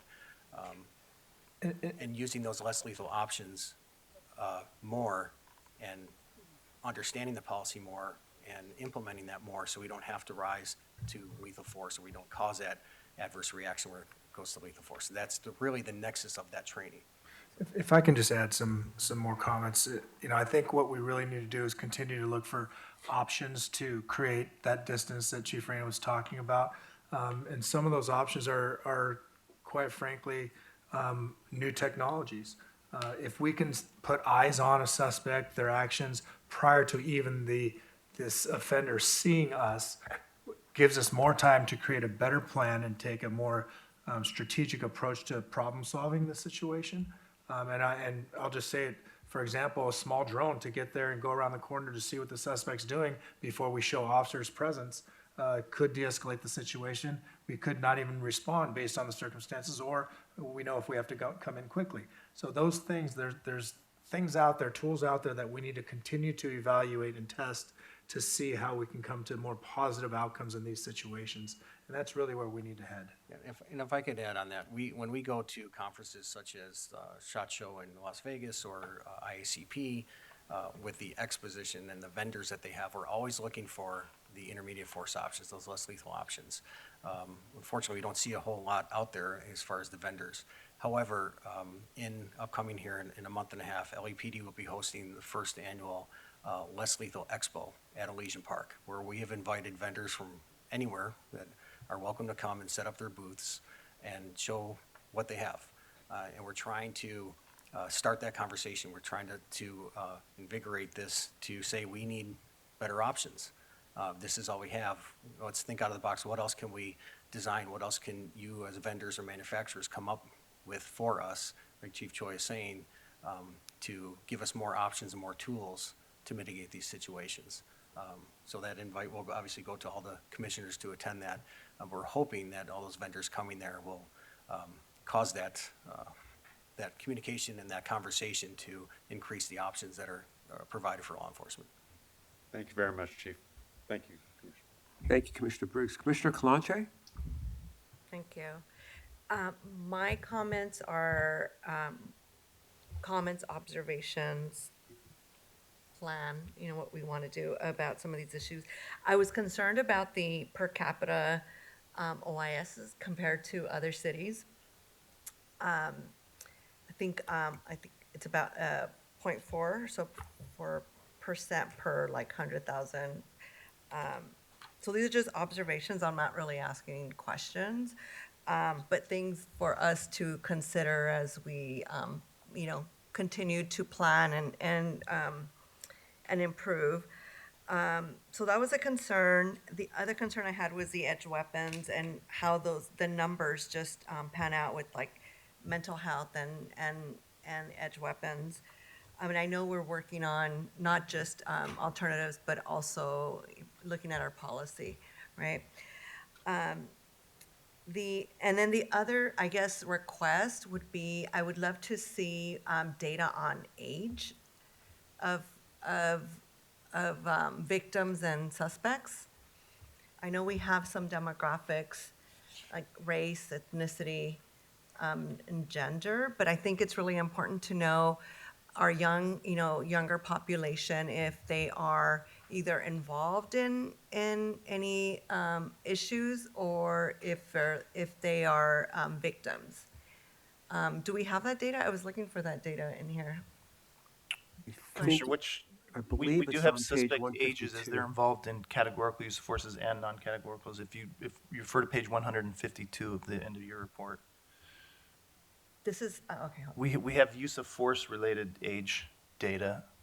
It doesn't get into the detail that you're requesting as far as other crimes involved, but just has to deal with the categorical uses of forces and the ages of the folks that we interact with.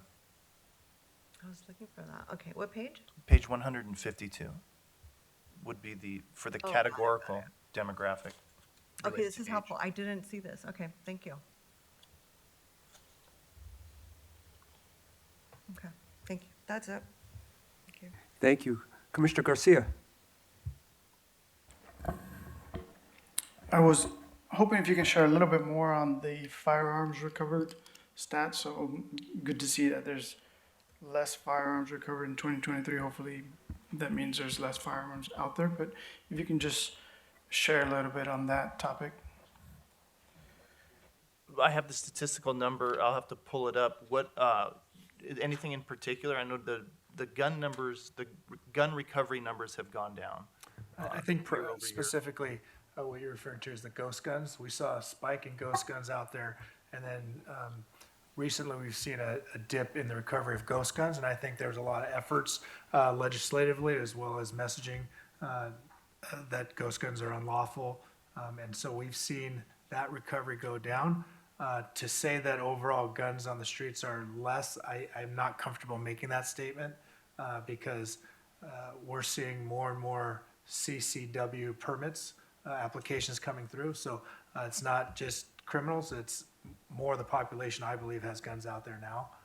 And that's why reducing crime for us has been a focus on gun-related crimes. I think that's been effective. You saw that portion of our robberies go down for gun-related robberies, and we'll continue to focus on gun-related crimes because those tend to be our most violent. All right, thank you. Regarding the just legislation in general, how involved are we with that legislation? And then what are the sort of education programs that we're doing here locally for folks that are either applying for concealed carry and or folks who just have a firearm at home for home defense?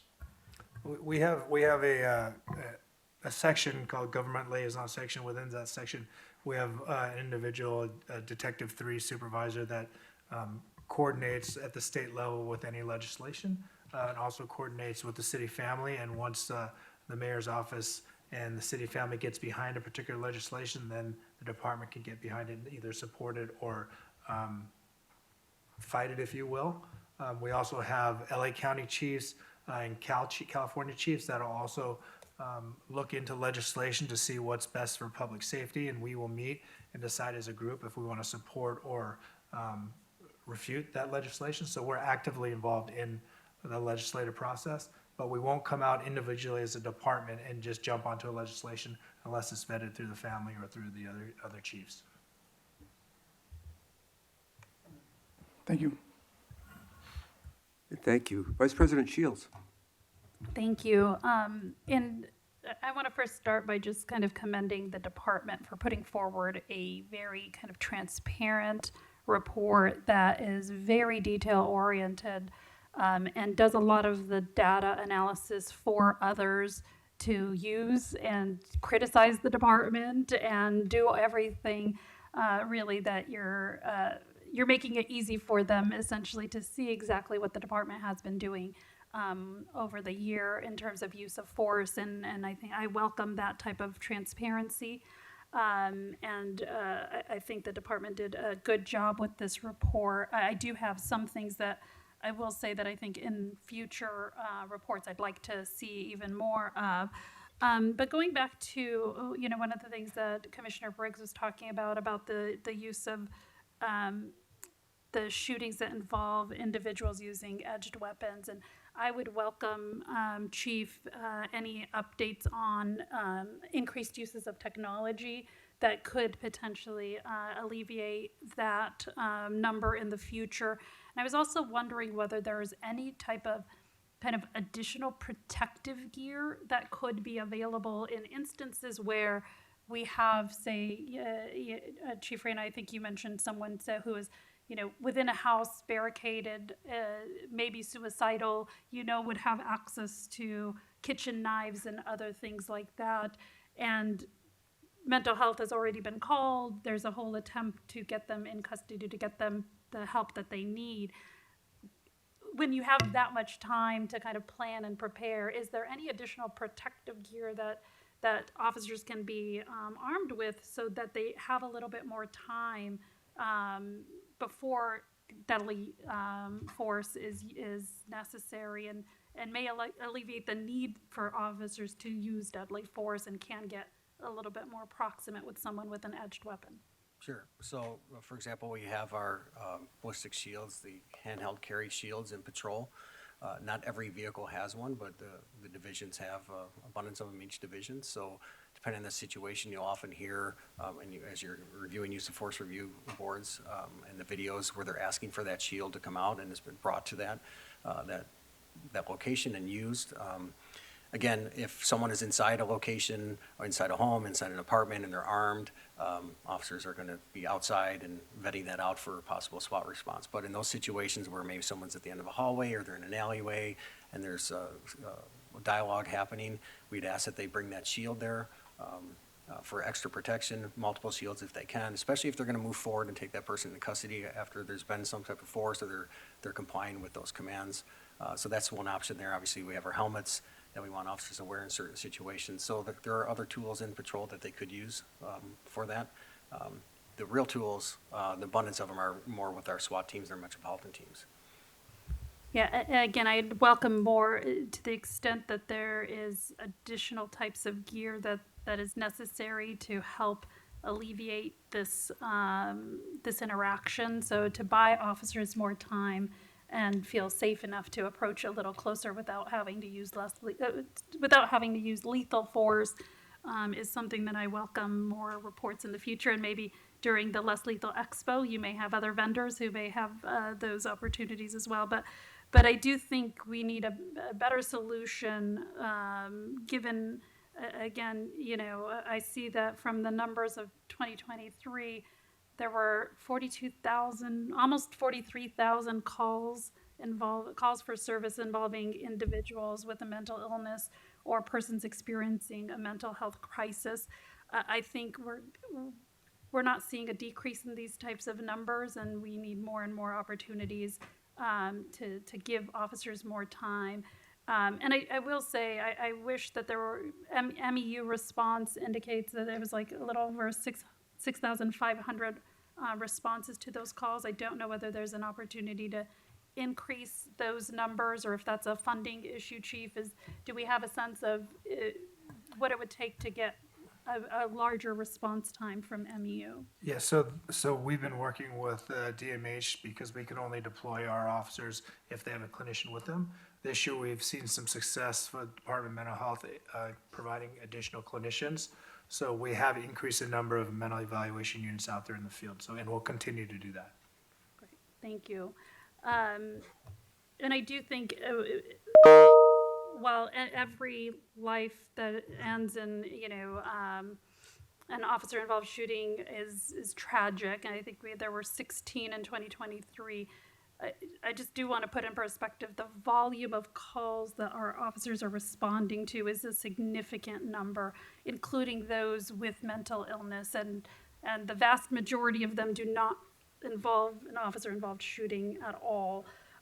So I think with that lens, I think we need to understand it is a small microcosm of the times that officers are actually responding to. But I want to follow up with one thing that Commissioner Kalanche had mentioned about the comparative kind of numbers with other departments. And I do think that is, to me, somewhat of a concerning number, and that's on page 115, that it does look like the Los Angeles Police Department in 2023 had the most number of suspects who died at the hands of police. And so with the Los Angeles Sheriff's Department, Houston, and then the Sheriff's Department. But what has the department done to, communicate or kind of analyze what other departments are doing to determine whether there's any kinds of lessons learned from them? Chicago had 5 last year, NYPD had 7. Is there any kinds of sharing of information or strategies that you can identify or glean from that has resulted in fewer officer-involved shootings with those departments? So just for clarification, specifically officer-involved shootings or fatal shootings? That's a good clarification. I was referring to fatal shootings, and I did not see the other numbers. So if you had So that I think we have to be very cautious when we talk about fatalities as a result of the officer-involved shooting. Obviously, we never train to kill. We train to stop the threat that's presented to us, the imminent threat. And, looking at the outcome, although we capture that in data, I think we have to be cautious because we always train to be precise and to be accurate, to try and limit the number of rounds that we use. And we practice for that. And sometimes when officers, all those things come into place, those rounds may turn out to be lethal because center body mass is where we aim when we're stopping a threat. And so the outcome of these shootings, I don't believe is truly a measure of how effective our training and our policies are as it relates to officer-involved shooting. It's really about how many shootings, period, that we can avoid, in my opinion. The result, because some will argue that, hey, because you have a higher number of fatalities, your officers are more accurate and proficient with their firearms, and others, if you have a lower number, the other argument is, well, maybe we need more training because we don't want to have a stray round and go hit an innocent bystander. So there's arguments on both sides. It just, the loss of life is terrible regardless of those issues. So I agree it's an important data point that we capture, but there's so many dynamics, the complexity of those outcomes, I think would warrant a lot more discussion than just to say that we're comparing those numbers to other agencies. Commissioner Shields, if you don't mind. Chief, I understand your concerns about the accuracy of a shot, so I'm not going to even look at the data point of the deceased. The data point that I will look at, however, is the number of OISs in the department comparison. And the department comparison, so for example, Los Angeles Police Department in 2023 had 34 OISs versus Houston Police Department, which had 20, versus the New York Police Department, which had 30. So Los Angeles is clearly leading, even though on a per capita basis we have less officers than all of these other departments. And so the concern is, why is our department having more OISs on a per capita basis, if you're looking at this statistic, than any other department nationally? What is driving that particular number? And this gets to what I was pointing out in part about our OISs that involved edged weapons. I mean, I wish I had a good answer but to say per capita why we're higher than those other large cities. I know it's a number we look at. Our training is geared towards any emerging trends. For example, I think it was last year, at the beginning of January, we saw an emerging trend of edge weapons. And then we immediately developed a training to address the edge weapons and let it work. And we saw that number decrease immediately, meaning OISs with those using suspects using edge weapons. So we're always on top of that. But I believe there's different dynamics in every single one of these OISs that we are addressing in a timely manner. The number of just the pure number of them could be a variety of factors, from the type of suspects that we're encountering compared to these other cities, whether they're under the influence, whether our officers are using proper de-escalation. Those are all concerns that we look at, and as you know, very detailed in every categorical use of force investigation, including my review as well as the commission's review. So I have not seen a particular lacking of a training issue or increase in inappropriate actions by our officers. But know that, and you do know this, but know that every single one of these are being looked at very critically in every step of the process. Thank you, Chief. Can I just add, I think, just to reiterate what Commissioner Shields brought up, I think it merits at least like maybe a deep dive into like trying to understand why the numbers are lower for other cities and even the per capita. Even if it comes out where, you know, those departments have more officers so they can deploy at whatever the outcome or the reason, I think it does merit some looking into as to like why our numbers are higher. You know, whether it's we need more officers or some other dynamics, but I think it's something that as a commissioner I would love to understand. Agreed. So I will tell you this, we obviously, and I just said it, we do a very, very thorough critical review of every one of our incidents. And I believe we have a clear understanding of what's happening in our city when we get involved in use of forces. We look at, you know, was somebody possibly under the influence? Did our officers use de-escalation? Did they use time, distance, cover? What tools did they use? I think to compare it to other agencies, what we'd have to do is get their assessments of their use of forces or their categorical instance and then compare it, because we know what we're doing.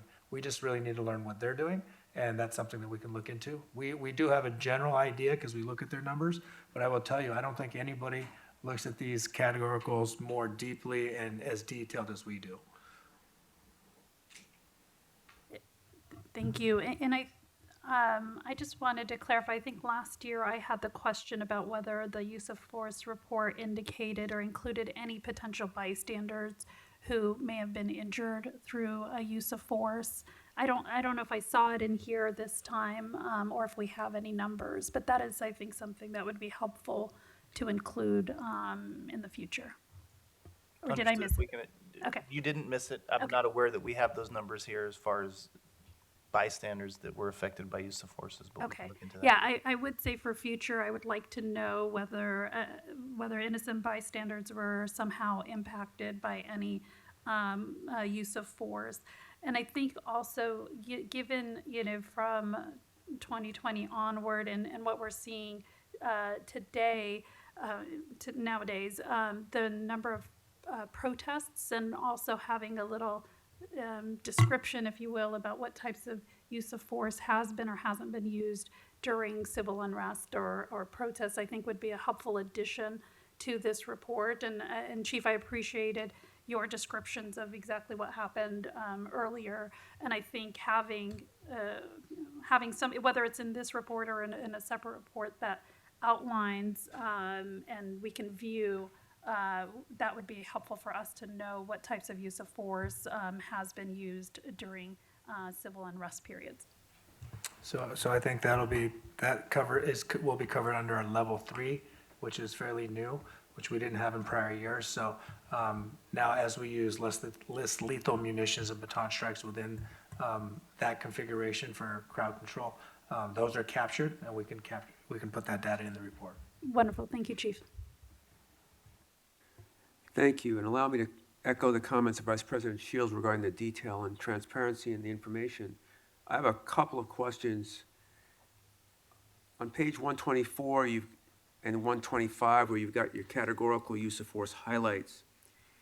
On 124, you reference 2023 officer-involved shooting, and you say there were 3 more OIS incidents in 2023 compared to 2022, and then you say perception-based shootings decreased by 80% compared to 2022, but I could not find a definition of what a perception-based shooting is in the report. I'm sorry. There's a definition page where it talks about levels of use of force in the very beginning part of the categorical section, which I took my note thing out to take some notes.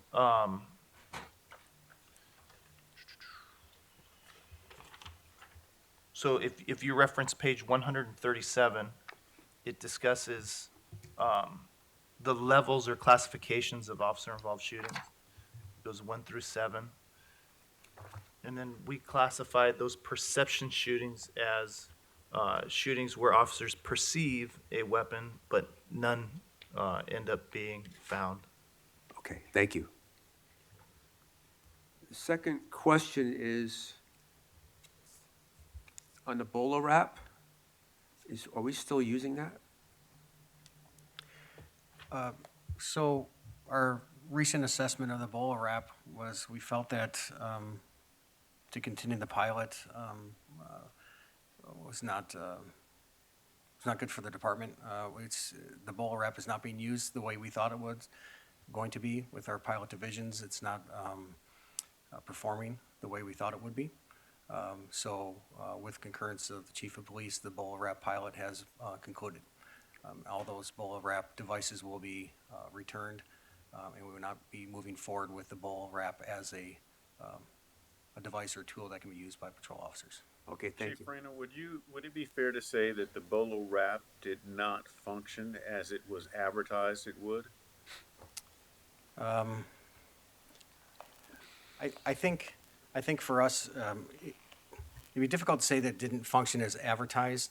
I think each situation is different depending on the actions of the individual involved. And other mitigating factors. For example, I can think of one example where they deployed the BOLA wrap, but they're next to like a light pole and it happened to hit the light pole, so it didn't wrap properly. But overall, I would say that we weren't seeing it as effective as we wanted it to be in the usage. And Can you give us an example? it not, it's designed to wrap, obviously wrong with the name, not wrapping wholly, tightly. It may wrap, but it's loose, and the suspect could, take their leg out of it. Just not having the effect that we wanted to. We also talked about how when you deploy it, it makes a loud bang, as that be some type of de-escalation part of that we noticed that wasn't having an effect on individuals, especially when they're under the influence. So overall, what we was hoping for was when you deploy it, it's 100% effective each time. We understand there could be some issues here and there, but wrapping that tightly where the officers can then move in and take the person into custody, we just didn't see that happening in those situations. Very diplomatic, Chief. Thank you. So, I didn't mean to interrupt. No, not at all. The other question I have, and again, I appreciate the agency comparisons that we have, particularly as it relates to qualification overview. And it would seem that we're at least on par or leading the country in the top 6 agencies, with us being included with regards to frequency. I think for next year's report, since it's probably fair to say that the 40 millimeter less lethal launcher and the taser are equally used often, that perhaps we might take a look at those other agencies to see what their qualification requirements are. I'm glad that we are now increasing our frequency on the 40 and the taser, but I'd like to know what other agencies are doing as well, because those weapons, I should say, those tactics or those instruments are being used quite often, and it might be good to know where we stand with everyone else as it relates to training and The qualification. ongoing training or qualification, like recertification? Or just, you would like to know the ongoing training Yes. or recertification other agencies are Yes. doing that? And just to clarify, with our less lethal recert, it does not include the taser. It's for the beanbag and the 40 millimeter. Okay. It will not include the taser. Okay. And those are all the questions that I have. I think, yes, Commissioner Garcia, go ahead. Yeah, if I can add, and not to get too much into a statistical rabbit hole here, and I know Chief said you analyzed the heck out of everything, but like if you think about the comparison conversation, so if I remember correctly, 25% of our current force is 1 to 5 years on the job. And then you look at some of the stats in here, so most of the officer-involved shootings are from officers 1 to 5 years on the force. And then most of them are on a Tuesday or Wednesday night or night shift versus what we would typically think of like a Thursday, Friday, Saturday gang-related incident after a party or after something like that. So thinking about what is it that we're doing on Tuesday nights with deployment and officers that are young and most likely to be involved in an incident, or an incident is most likely to take place on that day, using sort of that story to compare to what others are doing. And maybe some of it has to do with the training of the non-use of force, the non-deadly options, and maybe ensuring that young officers are very well aware of how to use those and when to use those, not to be too eager with drawing their weapons, and more focusing on the space and everything else that they're trained on. So I'd love to kind of see what those conversations look like in terms of the comparison, and again, see maybe there's something there from the other cities that they're doing different with young officers and or deployment on certain days. Thank you. Okay, I just want to double check. We have requests for additional actions on this report from anyone? We don't. So with that, I would move that we approve the department's report. Is there a second? I second. Moved and seconded. All in favor, say aye. Aye. Motion carries. Thank you, gentlemen. Thank you. Thank you for all the work. We'll now move on to agenda item 4C, Department's report relative to Immigration Enforcement Task Force reporting requirements and department operations, and we have Commander Hurtado.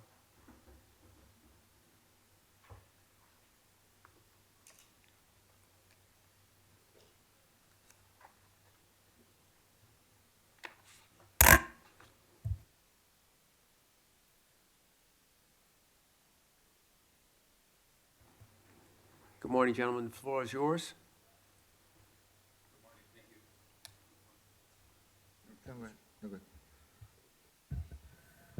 Good morning, President Suthers, honorable police commissioners. Commander, your mic. Sorry about that. Chief Choi, Mr. Smith, and Mr. De La Guerra. My name is Germán Hurtado, Commander for Professional Standards Bureau and the Department's Immigration and Hispanic Community Liaison. This has been one of my And Commander, past- you're welcome to hold until everyone's seated if you like. I'm sorry. No problem. I just wanted to get everybody in the room.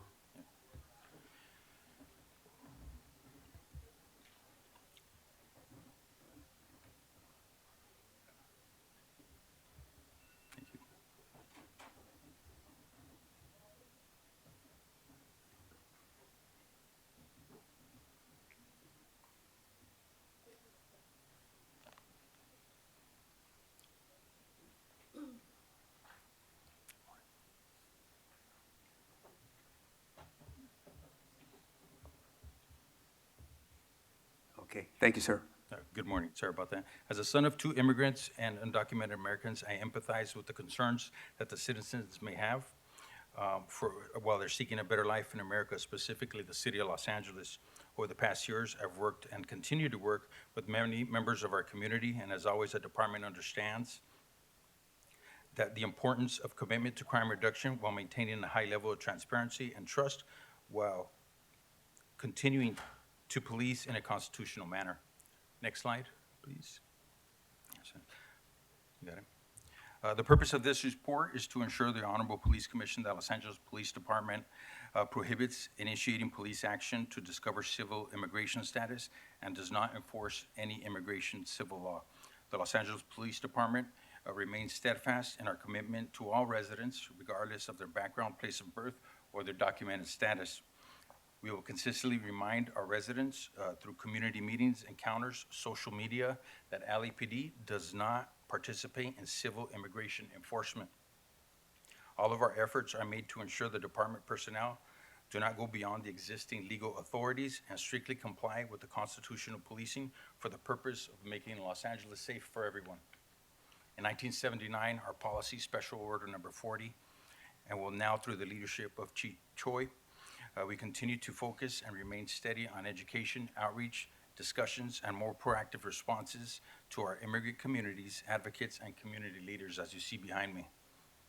LAPD's top priority is public safety, building trust, and the demonstration of our agency's transparency and outreach to all communities. We focus on ensuring that our victims, witnesses are not afraid to contact the police and report crimes due to their documentation status. We recognize we need them to become witnesses and come forward when they are victimized, regardless of their immigration status. Our focus will always be to maximize public safety and transparency for all our communities. The department will maintain consistent with all our principles and mission. We will continue to protect and will continue to collaborate with our partners regardless of a person's race, ethnicity, national origin, protected class, or civil immigration status. Next slide. The California Values Act also places restrictions on participation on local law enforcement agencies on federal immigration. Most of these restrictions are consistent with longstanding LAPD policies and practices, which promote community partnership and enhance public safety. LAPD has consistently strived with the same California values since prior to its implementation in 2018. LAPD set the same fundamentals of civil rights in writing in 1979. Next slide. All right. For each task force, speaking of these data collection, we're here to show you the purpose of the task force, who they were with, the number and the types of arrests, and the number of people arrested for immigration purposes only. Next slide. Too far. All right. In 2023, we had 631 ICE detainer requests. 0 were honored. We have no ICE transferred, 0 ICE interviews, or 0 or any release to ICE. I want to reassure our community that we remain fully compliant with the order of Chief of Police Notice, Immigration Enforcement Procedures, and the State of California Values Act. I want to be clear that Los Angeles Police Department does not and will not enforce civil immigration. Next slide. We have participated under joint operations with our federal partners. Our primary purpose of these joint operation task forces is not immigration enforcement. Any investigative duties are strictly related to a violation of state or federal laws, a violation of laws, and never to immigration status. Next slide. Our goal for a law enforcement agency is to collaborate and help eliminate crimes impacting our vulnerable communities. The department's effort address violent crimes, gang crimes, weapons violation, narcotics, gun trafficking, human trafficking, counterterrorism efforts only. We have joint operations with the ATF, FBI, Secret Service, U.S. Marshals, and we will continue to have a professional relationship, but never for immigration. We can proudly report that we have no immigration enforcement arrests, and the department will continue to make numerous arrests for serious and violent crimes that impact public safety for all Angelinos. The summary of our enforcement was collected from the Office of Operation, Counterterrorism and Special Operations Bureau, Detective Bureau, and LAPD had a total of 27 joint operations. Out of those 27 joint operations, we had 986 arrests. Out of the 986 arrests, these arrests were for homicide, attempt murder, rape, assault with deadly weapon, possession of assault weapons, dealing firearms, manufacturing firearms, sales of firearms, sales of narcotics, burglaries, arrests on police officers, money laundering, sexual crime, human trafficking, kidnapping, and another multitude of predatory crimes. But I want to assure the Board of Police Commissioners there was 0 arrests for immigration. Next slide. Our efforts will remain consistent, supporting our immigration communities equally as we do to all our communities. We take responsibility to ensure that every effort we address our challenges in the city that we face and those committing predatory crimes which harm our residents. We will continue to work with our advocacy groups with issues that affect trust of our undocumented residents. In the audience with me, I have supporting LAPD and our work with the immigration citizens. We have Odelia Romo from Cielo, Zulia Romano from Expediente Rojo, Madres del Sur Centro, Hummingbirds of Hope, and Vivian Escalante from the Boyle Heights Community Partnerships. These are all community members that wanted to be here for this presentation. As part of our working groups you see behind me, I'd like to share a couple progressive strides that LAPD has accomplished over the past few years. September 2021, special order came out that amended the field interview cards, which eliminated the need to ask a person the place of birth or the social security number unless it's needed for the crime. As part of that was a part of one of our recommendations from our working groups. April of 22, Special Order Number 6 amended law enforcement agencies' endorsement of immigration's victim and human trafficking, also known as the U visa or the T visa, and each division is out there taking the applications for people that qualify for those. The department also added a link under Get Service, which is public for undocumented residents on our LAPD online page, and also frequently asked questions. And there's also a button for Spanish-speaking residents that could go online and get any information that they have on LAPD page, also in Spanish. Some of our geographical divisions now have a Citizens Academy exclusively in Spanish, and I have asked them all to include a block of LAPD's policies on immigration so they can share with the rest of the community. And my goal is to have all divisions give a minimum of 1 Spanish or geographically desired language at least once a year. Behind me, we have the senior lead officers who teach those Spanish academies, which are from Rampart, Hollenbeck, and Newton. And thank you for being here. Lastly, the department does not track or give any information on immigration authorities related to immigration status. However, I do have to point out that it's important for residents to understand that if an individual is arrested for a crime, it is entered into the National Crime Intelligence Center. The national system is accessible to local, it's accessible to state and federal law enforcement, but it's not for immigration. It's only for people who are arrested and booked for crimes. If someone is entered into the system, which is nationwide, it's because it has nothing to do with their documentation status. LAPD will continue to ensure the department's efforts support all our communities under the lens of public safety and constitutional law. Thank you, Commissioners, for your time, and I'm now open to any questions, suggestions, or comments. Thank you, Commander. Before we do that, I just certainly invite any of the community members that have come today, if they'd like to speak, they're certainly welcome to. Absolutely.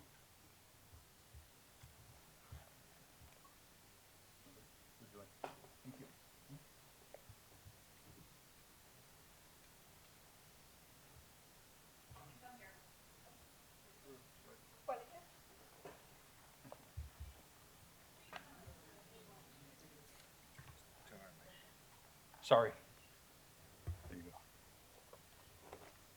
Good afternoon. My name is Araceli Kawich from the Hummingbird Hope LA, and I work in the community where Hope Boyle Heights.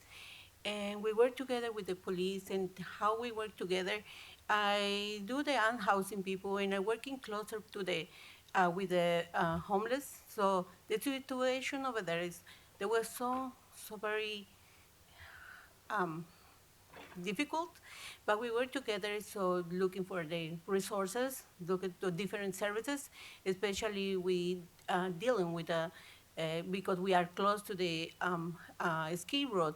We're working together, giving some resources like and housing tiny homes, because most of the people they are in the street, they have mental issues.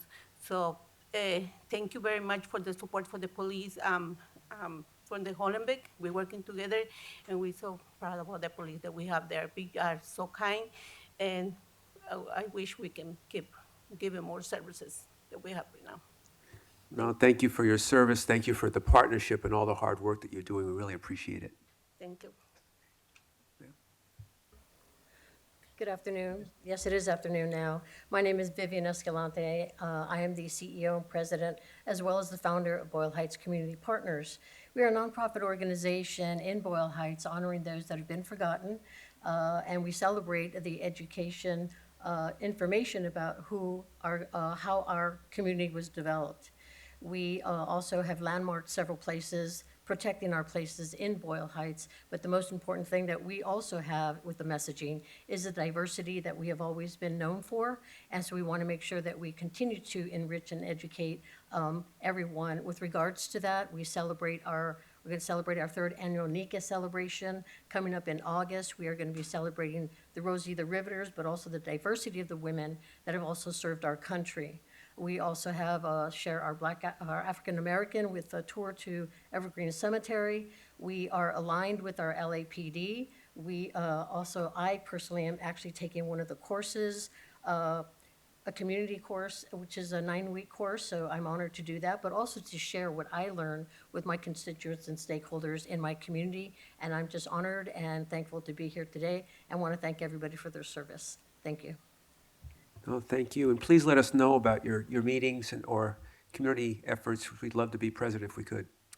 I would love to. That would be amazing, especially with our event that's coming up on June 1st for the Rosie the Riveter event. We are partnering with the Women's 20th Century Club of Eagle Rock. It's going to be at their historic location. And, our website is BoyleHeightsCommunityPartners.com. If you'd like additional information, you can go there, or you can, easily just come up to me. We'd love to share it, but even more so, we'd love for you to participate, especially as we celebrate so many amazing events. Again, in August, we'll be celebrating our third annual Nika celebration in front of Otomi-san, which is the longest-serving authentic Japanese restaurant that has been serving Boyle Heights since the 1950s, 1956, in the same location. So it's an amazing family, and it's a great celebration as well. Thank you. Thank you for the information and the invitation. Can I ask a question? Yes. Thank you for all the work you do. I'm from Boyle Heights, so thank you. So I'm wondering, I know Boyle Heights has a large immigrant community, undocumented community. Do you feel that there's still a fear of reporting crime because of, feeling that because they're undocumented? So if that's an issue, what can we do in partnership with our officers to get that information out? It would be a really great way to Yes, get that out. I agree exactly what that is. They are still in fear. It's very difficult for them to come up. We do have a lot of, gang activity there. I live on the side of the State Street gang. Our corner stores are constantly getting tagged. And then there's the cam on the other side of Soto Street. And so it's very, very difficult for the stakeholders to go ahead and report crimes because of retaliation. Is there a way that we can actually help, build that bridge between the LAPD and our stakeholders? We don't know. I think maybe if we can start the dialogue would be a great idea to begin. And again, LAPD, our Hollenbeck Division is amazing. They're really connected with our community, but I think we also need to have the people that are living in the shadows with fear, with retaliation, that we can actually assure them that they can still be safe, but then also try to protect our community from the gang violence that is, very rampant and very active in our community, which is another issue that we would like to help the property owners also, to help them to maybe perhaps find a way to replace the tenants, remove gangs, and then have respectable tenants come in. I know that there have been neighborhood watches, but I'm not really sure how active that is. Again, they are fearful of retaliation. They don't want to have signs put up that says neighborhood watch because then they're fearful again. So thank you for that, but that is pretty much, the situation here. People are fearful, even myself. Okay, thank you. Thank you. Can I ask a follow-up too? Thank you. Please, go ahead. Commander Hurtado, I wanted to ask about I'm really interested in how the change in the FI card came about. Yes. And it sounds like there was like a working group or recommend, so I would love to hear about how that came about. Because I think that's us being very responsive to the needs of community. Absolutely. I think it was in 21, there was some working groups that we had at local schools, and also with some of the community members. And we asked, what are some of the things that are affecting the immigrant communities that are actually fearful of the police? And some of them was the way we questioned them, their fear of being deported if they come. And a lot of them said that they got very nervous when the police officers asked them, where were you born? That used to be one of the questions on the FI cards, where we would ask them, where were you born? And they would, whatever country they were from, and that would put them on edge, or they're going to ask me, yeah, why are you asking me why I'm born? And then another follow-up question to the FI card was, what's your social security number? And when somebody didn't have a social security number, also made them apprehensive and nervous, because maybe they were here illegal.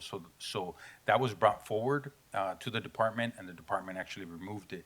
So now, if the only reason we would ask those questions, if it's necessary for the investigation. So it was community members that brought that up. It was actually community members in a working group that brought up, and that were actually at one point FI'd, and they thought that was a little intrusive to their documentation status. If I could just add a little bit to that too. So I appreciate that. There was a community interest in doing that, but there was also an IG recommendation, and the department also took initiative to work with the IG to get that changed through the DEI division at the time. So, thank you.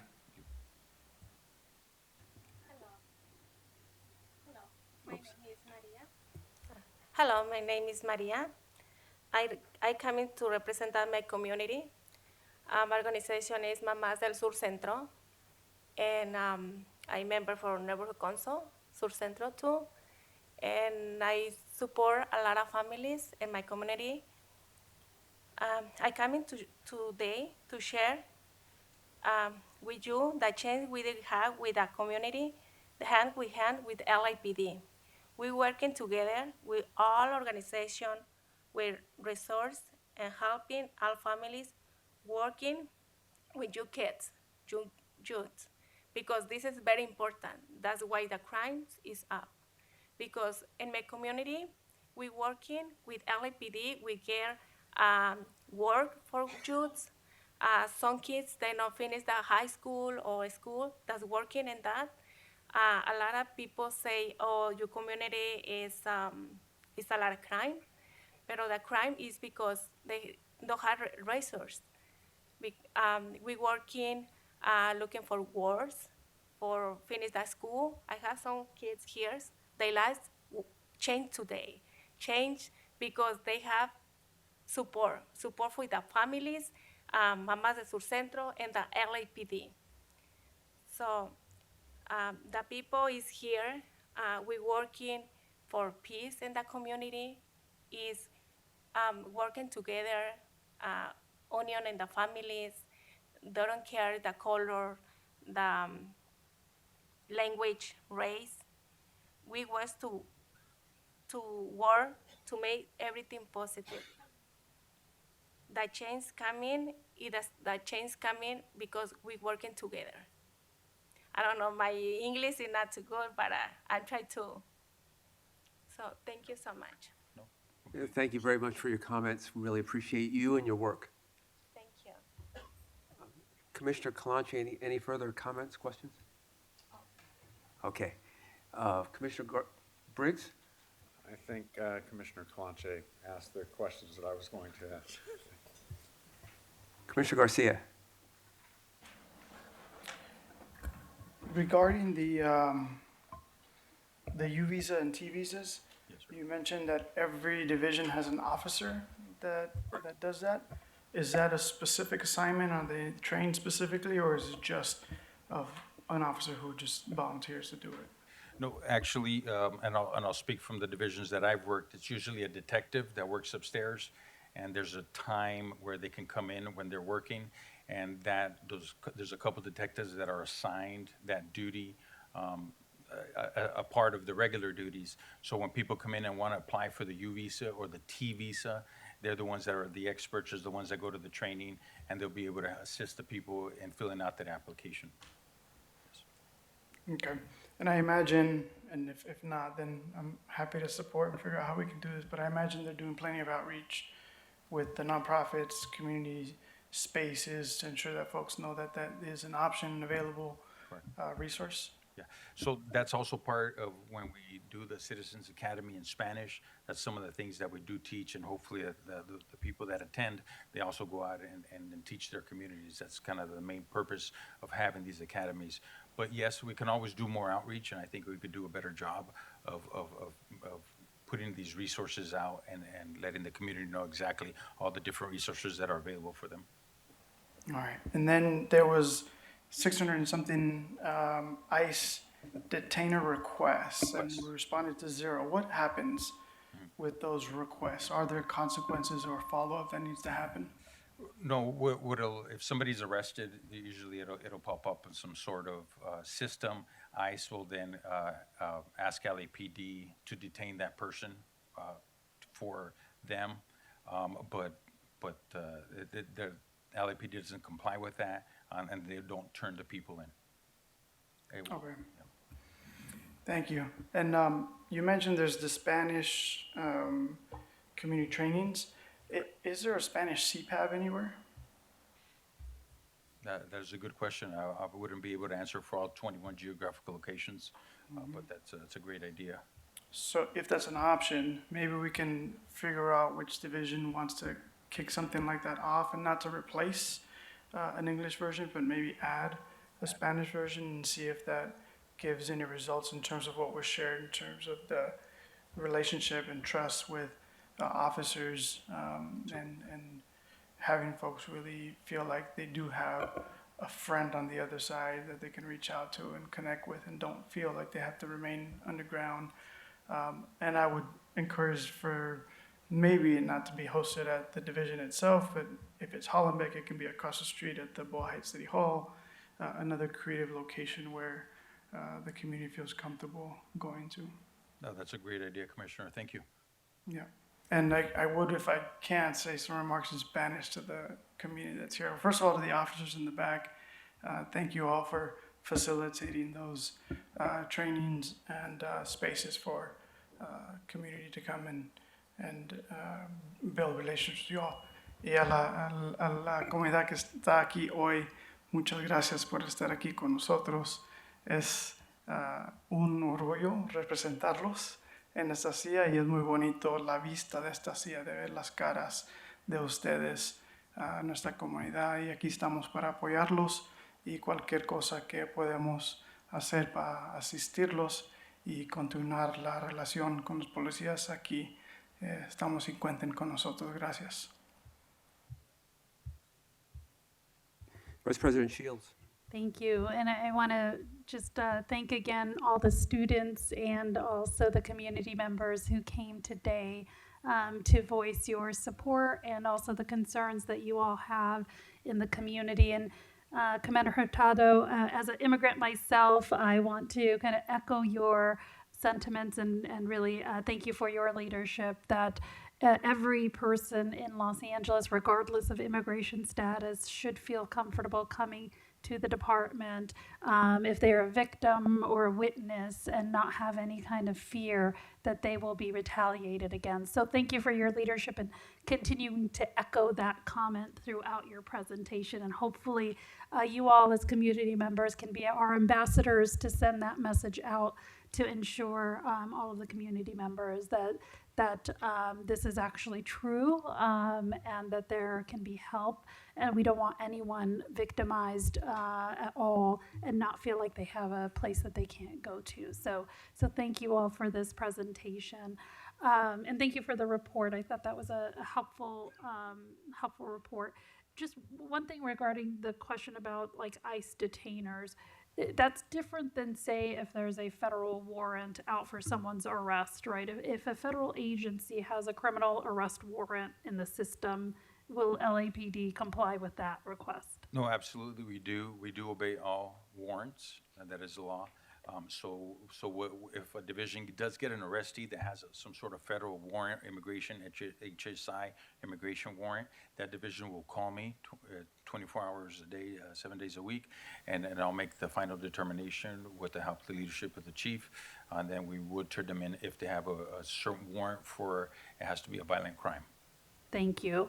I think that's important to make clear that it's not, so if there's someone who's a potential, has a warrant out for a crime, that's different than just an ICE detainer for someone being here. Okay, so thank you. And one question I had, Chief, and I understand that I think this is helpful to see what kind of task forces are in the department. And I understand that arrests alone are not, a corollary on productivity. But does the department or you look at these task force occasionally to determine, is the task force being productive, or is it a productive use of the department's resources to continue on? Yes, they're continually being assessed, especially with our staffing needs. And we just also are mindful of some of these task forces, they'll be continuing without productivity, but then they're working on this much larger investigation that requires more time. So maybe in this year we won't see it, but the next year we'll see the productivity skyrocket. So we're cognizant of that when we look at them. Right, and again, and that's why I want to make sure just showing the number of arrests alone doesn't mean that someone's productive or not productive. But I do, I am glad to hear that they are being continuously assessed, especially given our low numbers. So thank you. Thank you. And again, if I may echo the comments of Vice President, just thank you for a very detailed report. I want to thank everyone for coming today. And those of you who spoke, the information that you shared, we look forward to your events in June and August. Special thanks to the senior lead officers that are engaged in this program for all the work that you do. Your outreach and partnerships with the community are obvious, and we just really applaud your work and hope you will continue to have the success you've had. I'm really happy to see the special order changes that came about. Yes. It shows you are willing to make policy changes that are effective in a positive way. So with that, I'm going to move that we approve the department's report. Is there a second? Second. It's moved and seconded. All in favor, say aye. Aye. Carries. Thank you all very much. The commission will now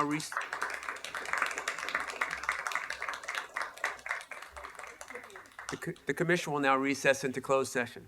Thank you. The Board of Police Commissioners will now recess into closed session to discuss item number 5A1 in accordance with Government Code 54957.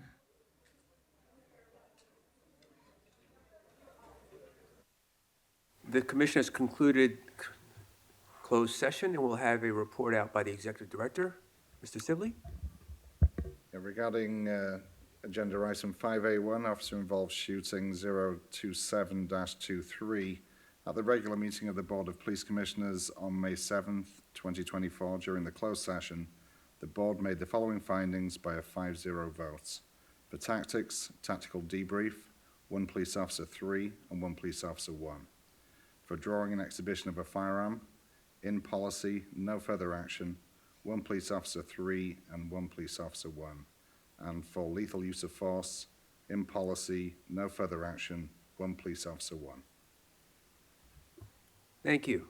With that, I will make a motion that the meeting adjourn. Is there a second? Yeah.